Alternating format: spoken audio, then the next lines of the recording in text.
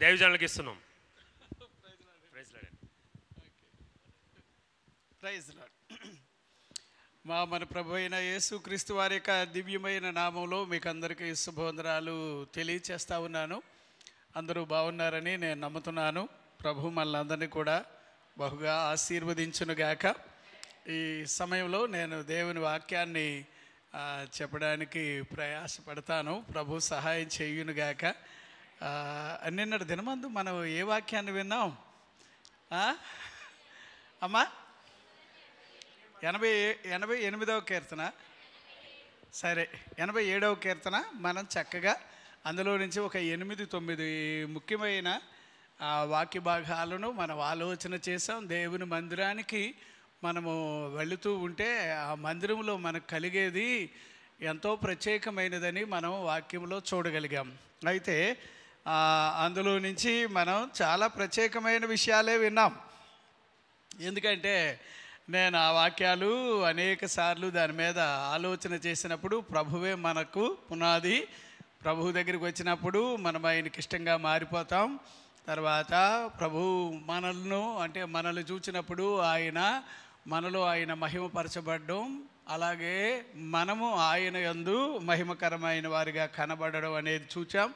రహాబు కానీ, ఇంకా ఐగుప్తు కానీ, బబులోను కానీ, ఇలాగా ఫిలిస్తీ కానీ, తూరు కానీ, కూషు కానీ, వీళ్ళందరూ ఎన్ని రకరకాల మనుషులు, వీళ్ళందరూ మారిపోవడానికి కారణం దేవుని మందిరమే అని వాక్యాల్లో మనం చూడగలిగాం. ఇందులో నుంచి ఇంకా చాలా ముఖ్యమైన విషయాలు, అందులో మన జన్మ అనేది ఒకటి చూచాము, అందులో మనం స్థిరపరచబడడం అని చూచాము, అందులో మనము దేవుని యొక్క సన్నిధిలో ఎంతో ప్రత్యేకంగా ప్రభు యొక్క సంఖ్య, అంటే ప్రభువు దగ్గరికి వచ్చిన తర్వాత మన రిపోర్ట్ అంతా ఆయన రాసుకుంటాడని చూచాము. తర్వాత అక్కడ మా ఓటులన్నీ తన దగ్గరే ఉంటాయి. ఎండిపోయిన జీవితం పచ్చగా మారడానికి కారణం మందిరమే. అది మాత్రమే కాకుండా అక్కడికి వెళ్ళిన తర్వాత మనం పాటలు పాడేవారిగా ఉత్సాహంగా ప్రభువులో మనం కనిపిస్తామనేది చూచాం. ఇదంతా కూడా నిన్నటి దినమందు మనం చూడగలిగాం మందిరంకి వెళ్ళడం వలన. అలాగే ఈరోజు సామెతల గ్రంథం 21 అట్లానే అందులో 31వ వచనాన్ని ఒకసారి మనం చదువుదాం. 21:31 వచనం ఒకసారి చూడండి అమ్మా. అది ఊరికే ఒకసారి చూసినట్లయితే దాన్ని బట్టి మనకి కొన్ని విషయాలు మనం ఆలోచన చేయడానికి ఆస్కారాలు ఉంటాయి. చూడండి, చదవండి. యుద్ధ దినమునకు గుర్రములను ఆయుత్తపరచుట కద్దు గాని రక్షణ యెహోవా యొక్క ఆధీనము అని వ్రాశారు. అది ఇంగ్లీష్లో ఎట్లా రాశారు? ఎవరి దగ్గరైనా ఉందా? ఇంగ్లీష్లో మీరు దానిని కనుక చదివితే ఇంగ్లీష్లో ఎట్లా ఉంటుంది ఏమండి? అక్కడ రక్షణ చూడండి, ఎంతో చక్కటి వాక్యం అది. యుద్ధ దినమునకు గుర్రములను ఆయుధపరచుట కద్దు. అట్లా అమ్మమ్మ చదువు. The horse is made ready for the battle of the day of battle, but victory rests with the Lord. ఇంగ్లీష్లో ఎట్లా రాశాడంటే విక్టరీ అనే మాట వ్రాశాడు. విక్టరీ, విజయమో జయమో అనేది ఇంగ్లీష్లో రాశాడు.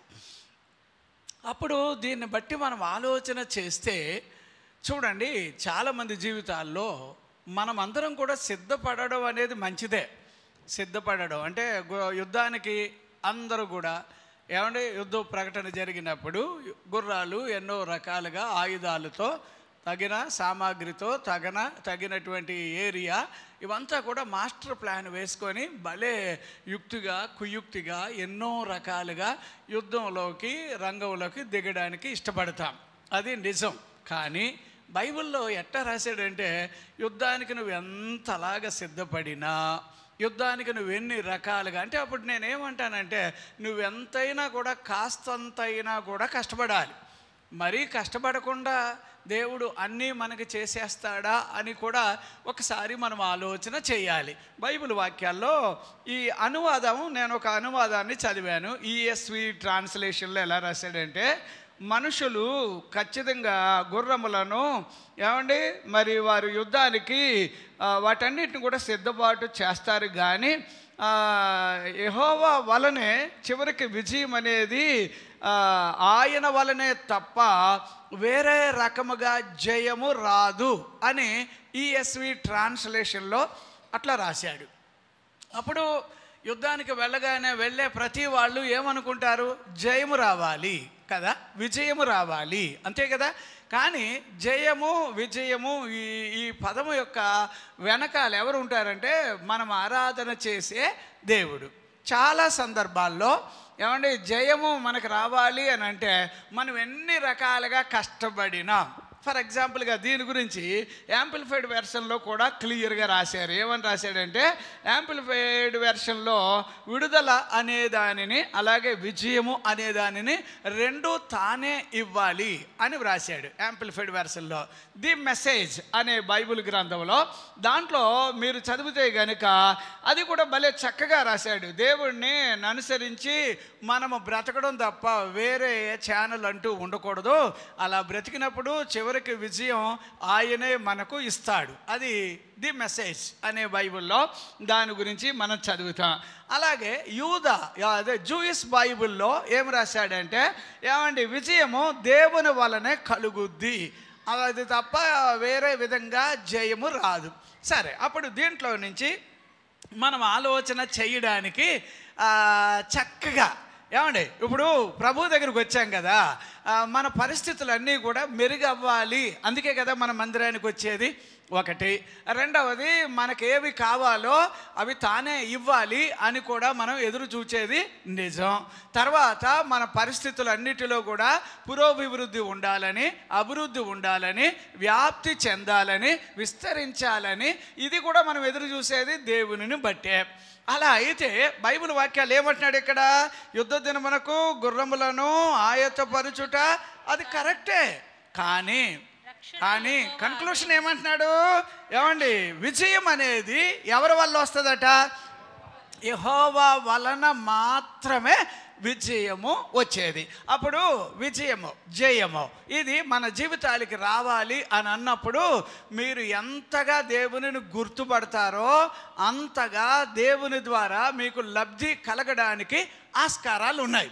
అంటే దేవుణ్ణి ఎరుగకుండా, దేవునిని గుర్తుపట్టకుండా, దేవుడు అంటే ఏమిటో అస్సలు ఆలోచన లేకుండా, ఏమోలే ఎలాగైతేలే మాకు అవి ఉన్నాయి ఇవి ఉన్నాయి, ఏదో ఉంది ఏదో చేయగలుగుతాం అని అంటే చేస్తే చేసుకో. కాకపోతే విషయం ఏంటంటే నీకంటూ జయము కావాలంటే అది దేవుని వలన జరిగే పని. ఫర్ ఎగ్జాంపుల్గా ఏమండి 75వ కీర్తన 6వ వచనం ఒకసారి చదువుతారా? అక్కడ ఏం రాశాడంటే 75వ కీర్తన 6వ వచనం చదవమ్మా. తూర్పు నుండి అయినను, పడమటి నుండి అయినను, అరణ్యము నుండి అయినను హెచ్చు కలుగదు. అంటే ఇప్పుడు అక్కడ కూడా ఇంగ్లీష్లో అక్కడ పాయింట్ ఏంటంటే విక్టరీ అనేది తూర్పు నుంచి రాదు, పడమటి నుంచి రాదు, ఎక్కడి నుంచి రావాలో తెలుసా? దేవుని నుండి రావాలి. ఆ పాయింట్ అదే రాశాడు అక్కడ. దేవుడే తీర్పు తీర్చువాడు. సరేమ్మా, ఇప్పుడు నేనేమంటున్నానంటే మన జీవితంలో జయము రావాలి అని అంటే అటు నుంచో ఇటు నుంచో ఎటు నుంచో కాదు, వచ్చేది ఎటు నుంచి అయితే ఇప్పుడు బైబిల్ వాక్యాల్లో కొండల తట్టు నేను కన్నులెత్తుచున్నాను, నాకు సహాయం ఎక్కడి నుండి వచ్చును అని అన్నాడు. జనరల్గా కొండలంటే ఎవరు? మన రక్త సంబంధులే. కొండలంటే ఎవరు? మన తోబుట్టువులే. కొండలంటే ఎవరు? మనకు తెలిసిన వాళ్ళు అయి ఉండొచ్చు. వీళ్ళు మనకు సహాయం చేస్తారని అనుకుంటాం, కానీ ఏమో వాళ్ళు చేస్తారో చెయ్యరో, అది ఎంతవరకు వెళుతుందో తెలియదు. కానీ దేవుని నుండి వచ్చిన సహాయం మాత్రం అది అద్భుతమైన సహాయం. అంటే మీకు ఎలాగ అర్థమవుతుంది అంటే ఇప్పుడు నేను చేయబదులుగా ఎవరి దగ్గర తీసుకుంటే ఖచ్చితంగా మనం ఇవ్వాలి కదా, ఏదో రోజు ఇవ్వాలి కదా. అదే నువ్వు దేవుని దగ్గర నుంచి తీసుకున్నావు అనుకో, ఇచ్చే పరిస్థితి అక్కర్లా. ఎందుకంటే ఆయన మన బాబు, ఆయన మనకి ధారాళంగా ఇవ్వగలుగుతాడు. బైబిల్ వాక్యాల్లో 17:25 అపోస్తల కార్యాలు చదివితే ఆయన ఇవ్వడం వచ్చినప్పుడు ఏమండి ఆయన కొరత లేకుండా ఇచ్చేసేవాడని బైబిల్ వాక్యాల్లో మనం చదువుతాం. అది మాత్రమే కాదు, బైబిల్ వాక్యాల్లో ఎఫెసీయులకు రాసిన పత్రిక 3వ అధ్యాయం అక్కడ మీరు 19 నుంచి వెళితే గనక అడుగు వాటి కంటేనో ఊహించు వాటి కంటేనో అత్యధికముగా ఎలాగిస్తాడటమ్మా? ఎలా ఇస్తాడండి అంటే అప్పుడు బైబిల్ ఏం చెబుతుంది అంటే, ఇగో మీరు ఆలోచన చేయండి, రాజులు ఎంతమంది అయినా ఉన్నా కూడా వాళ్ళకి ఎన్ని రకాల ఆలోచనలు పుట్టినా ఏమంటే ఫైనల్గా నిర్ణయం తీసుకోవాల్సింది ఎవరంటే దేవుడే. దేవునికి స్తోత్రం. అందుచేత ఇప్పుడు ఈ వాక్యంలో మనము చదవగలిగితే గనుక ఏమండి నేనేమంటానంటే మనం ఒక చిన్న పాయింట్ గమనించాలి. ఇప్పుడు కొన్ని పరిస్థితుల్లో అమ్మో నేను నెగ్గను, అమ్మో నేను చాలా పెట్టుబడి పెట్టాను, అయ్యో నేను చాలా లాస్ అయిపోతానేమో, ఇలాంటి జనరల్గా అందరికీ ఉండొచ్చు. కానీ నేనంటాను ఆ బేసిక్లో ఉంటే దేవుడికి ఏమీ చెయ్యడు. ఆ బేసిక్లో ఉంటే అంటే ఏది లోకంలో ఉండే వాళ్ళంతా ఏదో పెట్టుబడి పెడతారు, లాభం ఎదురు చూస్తారు, అవ్వచ్చు అవ్వకపోవచ్చు, అది వేరే సంగతి. ఇక్కడ అలా కాదు. ఇక్కడ నువ్వు దేవుని మీద ఆధారపడ్డ దానిని బట్టి దేవుడు నిన్ను సిగ్గుపాలు కానివ్వడు. అంతే. 25 మీరు 3 కీర్తనలో చదివితే గనుక ఏమంటే తన మీద నమ్మకం పెట్టుకున్న తర్వాత వాళ్ళు సిగ్గుపాలు అవ్వడానికి అంత పని చేయాల్సిన అవసరం లేదు. అందుచేత నా పాయింట్ మీరు వినండి. ఇప్పుడు దేవుణ్ణి బాగా నమ్మారనుకోండి, నమ్మిన తర్వాత ఖచ్చితంగా ఇక్కడ ఆయన ఏమంటాడంటే జయము తానే ఇచ్చునుగాక, విజయము తానే ఇచ్చునుగాక. సరే, ఇప్పుడు కొన్ని సందర్భాల్లో మనము పనులు మొదలు పెడతాం, అవి సక్సెస్ఫుల్గా అవుతాయో అవ్వవో అని ఒక దిగులు ఉంటుంది కదా. ఏదండి ఇది అవుతుందా అవ్వదో, చాలా పెట్టుబడి పెట్టాం, చాలా చేసాం. కానీ కొంతమంది ఏం చేస్తారంటే చేసిన తర్వాత ఇది అవ్వదు అనేటప్పటికి తెలియగానే వెంటనే వాళ్ళకి ఏదో ఒక ముగింపు పెట్టేసుకోవాలని అనుకుంటారు. అంటే అది లాస్ అవ్వడమో, లేకపోతే అదే గైరప్ అయిపోవడమో, లేకపోతే మనిషి పత్తా లేకుండా ఉండడమో, ఇట్లాంటి ఎన్నో జరుగుతూ ఉంటాయి. కానీ మన ప్రభు అట్లాంటోడు కాదు. ఎట్లాంటి వాడు అంటే అట్లాంటి పరిస్థితుల్లో కూడా నీ పక్షాన ఆయన వ్యాజ్యం ఆడేవాడై ఉన్నాడు. దేవునికి స్తోత్రం. నేను ఇంట్రడక్షన్లో కొంతసేపు నేను ఇలా చెప్పకపోతే పాయింట్స్ మనకి తెలియకోకుండా ఏదో వాక్యం అలా రాసి ఉంది అంతేలే అనుకుంటాం. అలా కాదు. బైబిల్ వాక్యాల్లో ఎంతో చక్కగా ఏమండి యుద్ధ దినం అనేది ప్రతి వారి జీవితంలోనే ఉంటుంది. అసలు మనిషి బ్రతుకే యోబు గ్రంథంలో నరుని దినములు యుద్ధ దినములు వంటివి కావా అని అన్నాడు. అంటే మన జీవితాలు ఎన్నో రకాలైన పరిస్థితులు ఆటుపోటు రకరకాలవి మనం ఛేదించుకొని పడుతూ బతుకుతూ వెళుతాం. అయితే ఇలాంటి జీవితాల్లో చివరికి నువ్వే పైకి రావాలంటే నీకు దేవుడు అవసరం. దేవునికి స్తోత్రం. నువ్వు విజయం సాధించాలంటే నీకు దేవుడు అవసరం. సార్ బైబిల్ వాక్యాల్లో ఒక ఆమె, అంటే ఆ రెఫరెన్స్ అన్నీ మనకు అంత అవసరం కాకపోయినా ఇప్పుడు ఒక ఆమె పద్దాక ఒక ఆయన దగ్గరికి వెళుతూ అయ్యా నాకు నా ప్రతివాదికి ఏం చేయండి, మీరు న్యాయం చేయండి సార్ అని అంటే ఆయన చెయ్యాలి అని అంటే యాక్చువల్లీ అతడు దేవునికి భయపడేవాడు కాదట ఒక్కటి. రెండవది అతడు మనుషులను లక్ష్య పెట్టేవాడు కాదట, అంటే లెక్క చెయ్యడట. ఇలా తోట దగ్గరికి రోజు వెళ్ళి అడుగుతుంటే అది ఏమన్నా జరుగుద్దా అంటే ఇప్పుడు ఆవిడ ఏమైనా నెగ్గుద్దా, ఆవిడకి ఏమైనా న్యాయం జరుగుద్దా, ఆవిడికి జరగదు. ఇది మాత్రం నిజం. కానీ ఆమె ఏం చేసింది అని అంటే నాకు న్యాయం జరగాలి అంటే మా ఊరిలో ఈయన తప్ప వేరే గతి లేదు కదా, ఈయన ఒక్కడే కదా, ఆడు మంచోడు కాదట, న్యాయం చెయ్యడట. అవన్నీ క్లియర్గా అతని గురించి వ్రాయబడ్డాయి. అయితే కూడా మరి ఆ ఊరిలో అతనే లీడర్ కాబట్టి వాడు తిట్టుకొని ఏమన్నా అనుకొని అమ్మా పోయి ఇంత దూరం నడిచి వస్తున్నా కానీ ఆయన చెయ్యడమ్మా, ఆయన సాయం చెయ్యడమ్మా అని అటునుంచి నినాదాలు వస్తూ ఉన్నా కూడా అవునంటారయ్యా చెయ్యరంటారా ఆయన. సరే చెయ్యకపోయినా కూడా నా గోడు ఎవరికి చెప్పుకోవాలి, తనకే కదా చెప్పుకోవాలని ఆమె తరచుగా వస్తుందట. వస్తుంటే ఆ వాచ్మెనే బయట నుంచి ఏమ్మా సార్ రావద్దు అని అంటే నువ్వు వస్తున్నావమ్మా అని అంటే మరి ఎక్కడికి వెళ్ళమంటారయ్యా, పరిస్థితులు ఇలా ఉన్నాయి, మా పరిస్థితులు నిజంగా నేను ఎంత కోల్పోయానో ఎంత లాస్ అయిపోయానో అని ఆమె అడుగుతా వచ్చింది. సరే ఉండమ్మా అని సార్ దగ్గరికి వెళితే సార్ ఏమంటాడంటే 6 నెలల తర్వాత రమ్మనయ్యా అంటాడు. 6 నెలల తర్వాత రమ్మంటారా సార్? సరే 6 నెలల తర్వాత వస్తాను. అదే ఎప్పుడు ఏప్రిల్లో రమ్మంటారా, మే నెలలో రమ్మంటారా అంటే నాయన ఇవి నిజంగా వచ్చేదిట్టే ఉందని చెప్పి సార్ ఒక డేట్ అడుగుతుంది సార్ ఆవిడ అని అంటే ఆ డేట్ చెప్పడం మళ్ళీ ఆవిడ రావడం వచ్చేది. వస్తుంటే ఆఖరికి చివరికి ఎవరు విసుకుపోయారో తెలుసా, న్యాయం తీర్చగలిగినోడు వాడు చెయ్యడు కానీ వాడు పద్దాక బాబోయ్ తలుపు తెరుస్తుంటే ఆవిడ వచ్చేస్తుంది. ఆ గుమ్మం దగ్గర అక్కడ కూర్చొని ఉంటుంది చెట్టు దగ్గర. ఇంతకీ ఈవిడికి లాస్ చేసింది, నష్టం చేసింది ఎవరు అని అంటే బహుశా ఈడు మనుషులై ఉండాలి, ఈ అన్యాయపు న్యాయాధిపతి మనుషులై ఉండాలి. అందుచేత వాడేమనుకుంటున్నాడు, మా వాళ్ళని నేను కాపాడుకోవాలి ఒకటి.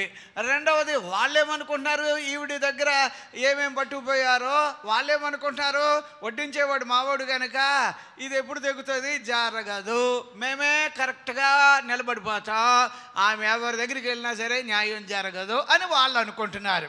కానీ ఇప్పుడు ఇంతకీ విషయం ఏంటంటే ఆమె తరచుగా రావడం వల్ల ఎవరు విసిగిపోయారో తెలుసా, అన్యాయపు న్యాయాధిపతి విసిగిపోయి బా రే బాబు ఖచ్చితంగా రేపు జనవరి 1వ తారీఖు రమ్మని ఆవిడ అని ఒక స్టేట్మెంట్ ఇచ్చేశారు. ఆవిడ ఏమా జనవరి 1వ తారీఖున రమ్మంటున్నారు మిమ్మల్ని, మీరు వచ్చేయండి అని అంటే ఆవిడ నిజంగా నన్నే రమ్మంటున్నారా, ఖచ్చితంగా నాకు న్యాయం తీస్తారా అని ఇట్లా వెనక్కి చూసుకుంటుంది. నువ్వు వెనక్కి చూడక్కర్లే, నీతోటే చెప్తున్నాడు సారు, నువ్వు రా వచ్చే ఫలానా తారీఖున. ఈ మధ్యలో ఆయన ఏం చేశాడంటే, ఒరే అసలు ఆవిడ దగ్గర ఏమేమి తీసేసుకున్నారా మీరు అని అవి ఇవి వాళ్ళతో మాట్లాడితే ఏయో టేక్ ఇట్ ఈజీ అన్నట్టుగా వాళ్ళు సమాధానం చెబుతున్నారు. ఎంతైనా కూడా ఆయన మాట అన్నాడు, రే మీకు తెలుసో తెలీదో అందరికన్నా ఎక్కువ నన్ను విసిగించింది ఆవిడేరా, అందుచేత నేను మాత్రం ఆవిడకి ఇప్పుడు రేపు ఎల్లుండో మీటింగ్ పెట్టాను, ఆ జనవరి 1వ తారీఖున మీరు అందరు రావాలి, అందుచేత ఏదో రకంగా ఆవిడకి న్యాయం చేసేయాలి అంటే నేను అంటున్నా, ఏమంటే ఓడిపోతాము అని అనుకున్న వాళ్ళు కూడా దేవుని దగ్గరికి వస్తే ఏమంటే బైబిల్ ఎలా రాస్తుందో తెలుసా, అన్యాయపు న్యాయాధిపతి అతడు చివరికి ఆమెకి న్యాయము తీర్చడం చేతనైతే తనకు మొర్రపెట్టే వారికి మరి త్వరగా ఏం చేస్తాడమ్మా, మరి త్వరగా బదులు ఇవ్వడా అంటే అప్పుడు మన దేవుడు అక్కడ అన్యాయపు న్యాయాధిపతి అని అనడానికి వెళ్ళలేదు. అట్లాగని చెప్పి ఆమెలాగా మన బతుకు అలాగే ఎన్నో చెప్పులు అరిగిపోయి ఎట్టకాకలకి 30 తిప్పలు బట్టి 3 చెరువులు నీళ్ళు తాగించినట్టుగా అప్పుడు ఏదో చేస్తాడు అనడానికి కూడా వెళ్ళలేదట. మరి త్వరగా అనే మాట రాశాడు. అందుచేత నేను అంటాను, మీరు దేవుని మీద చాలా నమ్మకం పెట్టుకొని బ్రతకాలమ్మా. నేను చెప్తున్నానండి, నేను సేవకుడిగా చెప్తున్నాను. ఎందుకంటే కీర్తనాకారుడు 73వ కీర్తనలో అంటాడు కదా, 24-25లో ఏమంటాడు, ఆకాశమందును తప్ప, అదే కదమ్మా 23 నుంచి చదివితే ఆకాశమందును తప్ప మాకెవరున్నారు, నిజంగానండి మాకెవరున్నారంటే అవును కదా, మనలాంటి వాళ్ళకి మేలు చేయాలి అంటే ఆయన తప్ప ఎవరు ఉండరు. మీరు యోహాను సువార్త 5లో కూడా చదివితే అయ్యా నాకు ఎవరు లేరయ్యా అని అనగానే ఎవరు లేరని అంటావేంటయ్యా నేను వచ్చాక అని చెప్పి లేదా లేచి నీ పరిపెత్తుకొని వెళ్ళిపోయి ఇక్కడి నుంచి అంటే అతడు పరిపెత్తుకొని వెళ్ళిపోయినట్టుగా బైబిల్లో చదువుతాం. అంటే ఇప్పుడు మన దేవుడు ఎవరు అని అంటే ఇదిగండి లాస్ట్ మినిట్లో కూడా నీ వైపునే ఆయన ఉంటాడు. దేవునికి స్తోత్రం, హల్లెలూయా. సరే ఇప్పుడు ఈ వాక్యాన్ని అర్థం చేసుకోవడానికి ఇందులో నుంచి మళ్ళీ ఒకసారి చదువుదాం. ఇక్కడ నేనేమంటానంటే ఎట్టి పరిస్థితుల్లో నువ్వు ఎవరిని నమ్మినా నమ్మకపోయినా నా దేవుణ్ణి నమ్మడంలో నీకు సందేహం రాకూడదు. దేవునికి స్తోత్రం. ఎవరిని నమ్మినా నమ్మకపోయినా, ఈవెన్ నిన్ను నువ్వు నమ్మినా నమ్మకపోయినా పర్వాలేదు, దేవుని విషయంలో మాత్రం ఆయన ఎంతైనా నమ్మదగిన వాడు. దేవునికి స్తోత్రం. అందుచేత నేనేమంటానంటే అమ్మ ఈ ఒక్క వచనాన్ని కూడా మనం చదివితే బాగానే ఉంటుందని నేను అనుకుంటున్నాను. అంచేత ఒక్కసారి మనం ఆలోచన చేద్దాం. దేవుని యొక్క వాగ్దానాలు కానీ దేవుని యొక్క వాక్యాలు కానీ తప్పకుండా మనం నమ్మి ఆయన మీద మనం ఆధారపడాలి అనేదే ఈ వాక్యములో నుంచి మనం చూడగలుగుతున్నాం. దేవునికి మహిమ కలుగునుగాక. హల్లెలూయా. చిన్న వచనం ఇది ఎట్టాగా అంటే ఇప్పుడు ఇది మనం పట్టుకోవాలి, లేకపోతే మనకు పనులు అవ్వవు. ఉదాహరణగా అమ్మ ప్రభువుని నేను గట్టిగా నమ్మాను, ఆధారపడ్డాను, ఆయన నాకు చేస్తాడని నేను విశ్వసించాను. కానీ ఎప్పుడైతే అలాగ నువ్వు దేవుని మీద ఆధారపడతావో అప్పుడు నీకు ఎవరెవరో దూరమోళ్ళు కూడా దగ్గరికి వచ్చి ఇంకా దేవుని మీద నమ్మకం ఎందుకయ్యా, ఇంకా దేవుని మీద ఆధారపడడం ఏంటయ్యా అని చెప్పి మనలను దేవునిలో ఉండనివ్వకుండా చేస్తారు. కాకపోతే ఆ దెబ్బతో ఏమండి మనం బాగుపడకుండా, మనం పైకి రాకుండా, మనం ఎప్పుడు చూసినా ఓడిపోయే సెక్షన్లో ఉండాలని బయటోళ్ళు కోరుకుంటారు. అయితే దేవుడు ఏమంటున్నాడంటే ఉదాహరణగా లూకాసు వార్త 8కి రండి అమ్మ. ఒక చిన్న పాయింట్ మాత్రమే, ఆ తర్వాత వాక్యం లోపలికి వెళదాం. అమ్మ 49వ వచనం చదువుతారా? లూకాసు వార్త 8:49. అమ్మా, ఆయన ఇంకను మాట్లాడుచుండగా సమాజ మందిరపు అధికారి ఇంట నుండి ఒక్కడొచ్చి నీ కుమార్తె చనిపోయిందని బోధకుని శ్రమ పెట్టవద్దని, బోధకుని ఇంక మీద శ్రమ పెట్టొద్దులేమ్మా, ఎందుకంటే మీ కుమార్తె చచ్చిపోయిన తర్వాత ఇంకా ఆయన వచ్చినా ఒకటే, రాకపోయినా ఒక్కటే. మీకు అర్థమవుతుందో లేదో?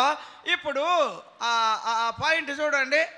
ఆయన కూడానండి, ఇప్పుడు ఆయన దగ్గరికి యేసయ్య మీరు కొంచెం మా అమ్మాయి చనిపోయేటట్టు ఉంది, చావక ముందు వచ్చి మీరు మా బిడ్డ మీద చేతులు పెట్టాలి, అది అతని బాధ కాదా?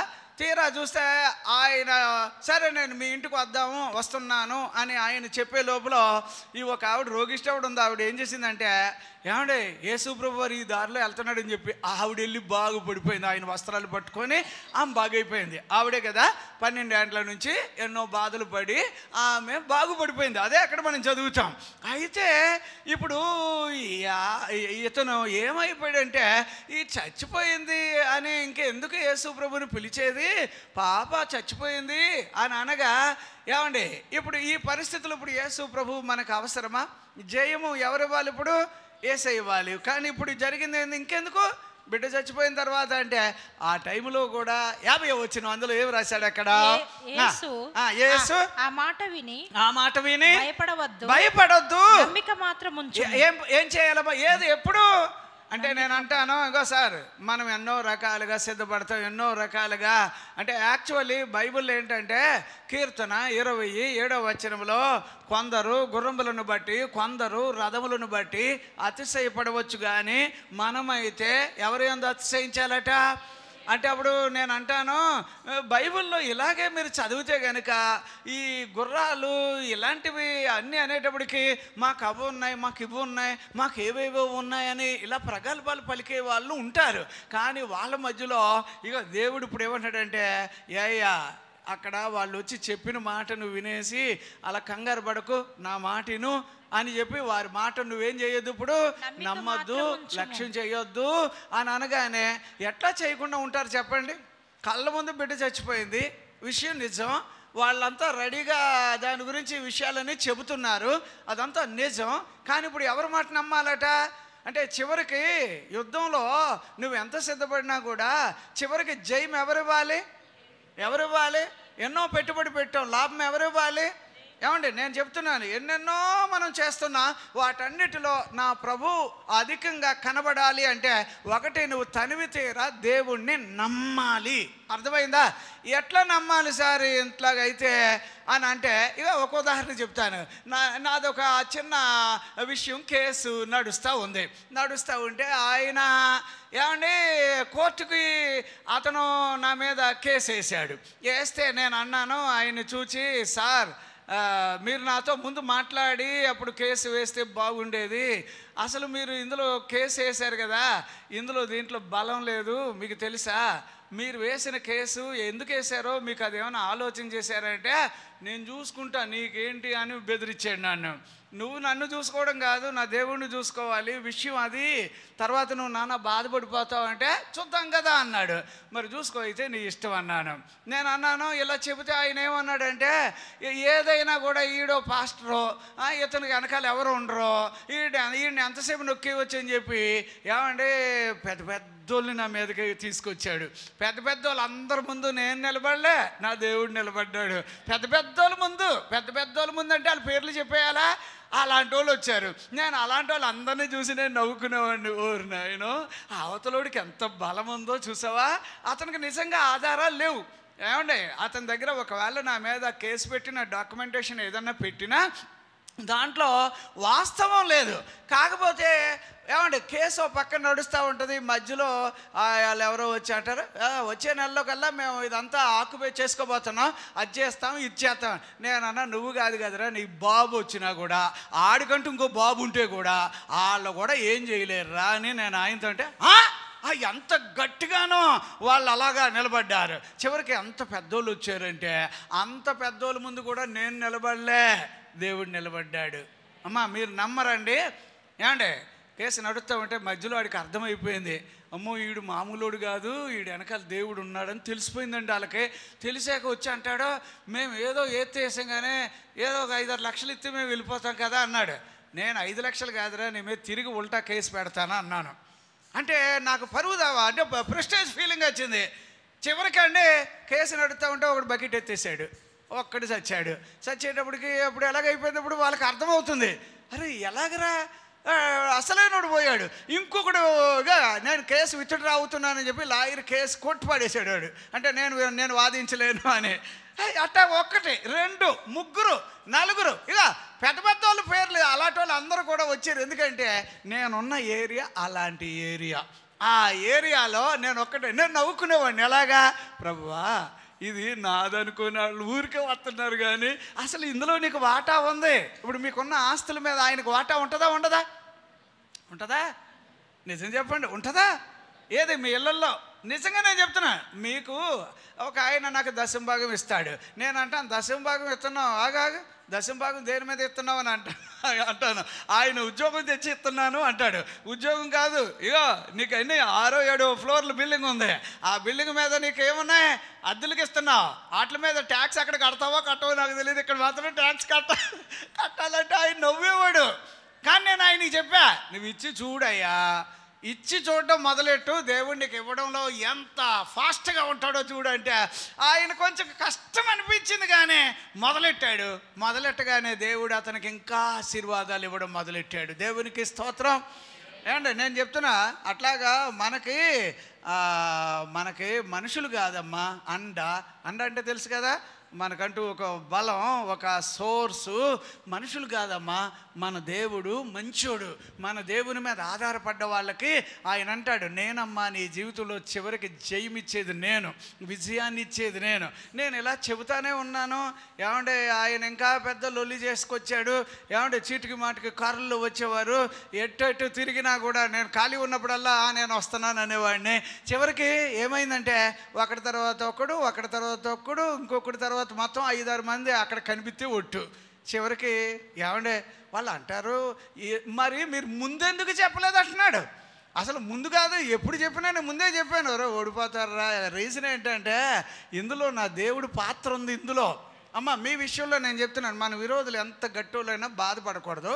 కాకపోతే వాళ్ళ దగ్గర చాలా సునాయసంగా మీరు చెప్పవలసింది ఏమిటంటే, ప్రభువా జయము నీదే, దేవునికి స్తోత్రం. యుద్ధం ఎవరిదని అన్నాడు దావీదు? యెహోవా అన్నాడా? జయం ఎవరిది ఇప్పుడు ఇక్కడ? ఏమండి జయము దేవునిది. తన బిడ్డల్ని నవ్వుతూ ఉండాలని కోరుకుంటాడు. చివరికి అంతా అయిపోయింది. ఏమంటే వాడు ఓడిపోయాడు. ఏమంటే తర్వాత నేను మళ్ళీ వాళ్ళకి ఎలాగ చేశానంటే ఉల్టా కేసు వెయ్యాలి అనేటప్పటికి, అయ్యా మీకు నమస్కారం అయ్యా, వద్దయ్యా అంటే ఎట్లా ఉంటుంది ఇప్పుడు? అంటే మన దేవుడు మనల్ని కాపాడడంలో, మనకు సహాయం చేయడంలో కునుకుడు నిద్రపోవడబ్బా. దేవునికి స్తోత్రం. అంచేత ఎట్టి పరిస్థితుల్లో అమ్మా ఈ దేవుడు నమ్మదగిన వాడు గనుక నమ్మితే అలా నమ్మాలట. నమ్మితే అప్పుడు అతనితో చెప్తున్నాను, నువ్వు వాళ్ళ మాటలు వినొద్దు, నేను చెప్పేది విను నువ్వు అని అంటే, ఆయన అటు చూస్తేనేమో పిల్ల చచ్చిపోయిందని చెప్పిన వాళ్ళు ఉన్నారు, అదంతా గొడవ. ఇటు చూస్తేనేమో ఏసే వాళ్ళ మాట నమ్మొద్దని అంటాడు. ఇప్పుడు ఏది నమ్ముతో? జయం కావాలంటే ఎవరిని నమ్మాలి? ఇప్పుడు జయము కావాలంటే, విజయం కావాలంటే ఎవరిని నమ్మాలి? అర్థమవుతుందా మీకు?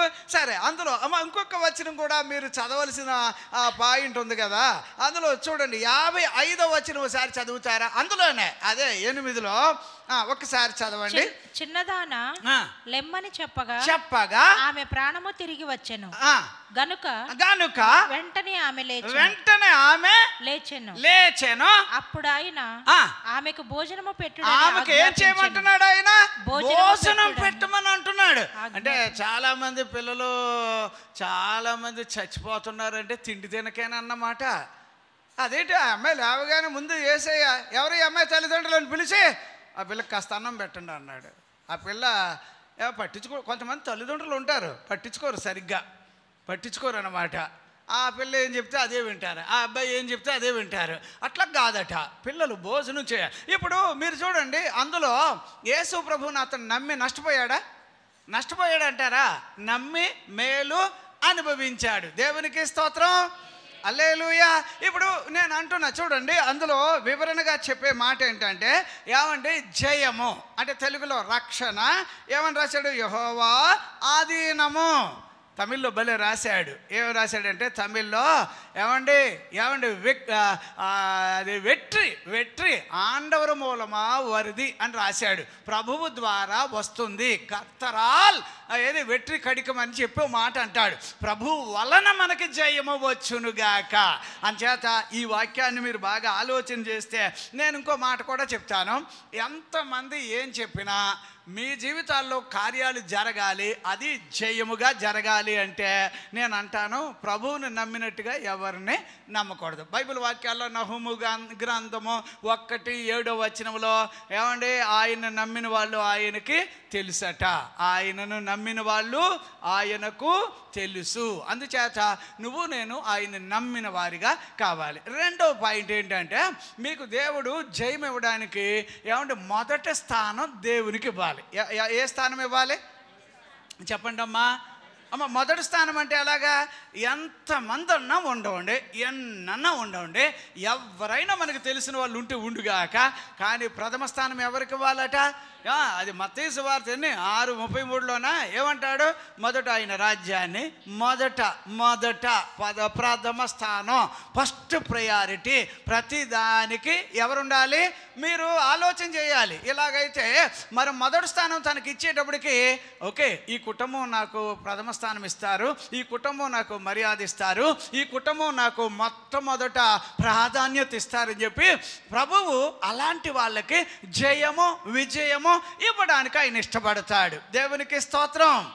చూసారా, ఒకటి ఆయన నమ్మండి, ఎంతమంది అడ్డొచ్చినా లెక్క చేయకూడదు. ఎందుకంటే జయం ఎవరి ద్వారా వస్తుంది? కర్తరాల్.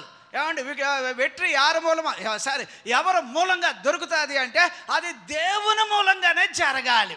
అలా జరగాలి అంటే సార్ కొన్నిసార్లు మీరు అనుకోండి, ఇంకేం నమ్మాలరా బాబు, ఇంకేమో ఆయన మీద ఆధారపడాలంటే చిన్నపిల్లల్ని అడగండి, ఎరా ఎంతసేపు రా అమ్మ బాబుల మీద అలాగే ఆధారపడతావంటే అసలు మన వెంక చూసి ఇలా చూస్తారు, ఏంటో వీళ్ళకి అర్థం కాదు, మా అమ్మగాని మా బాబు కానీ వీళ్ళు గొప్పలా వీళ్ళు అలా చెప్తారు, వాళ్ళు లెక్క చేయరుగా, వాళ్ళకి ఏం కావాలి? అమ్మ బాబు కావాలి. అలాగే నీకు నాకు దేవుడు కావాలి. దేవుని మీద అలాగ ఆధారపడేవారిగా మనము ఉండి తీరాలి. దేవునికి స్తోత్రం.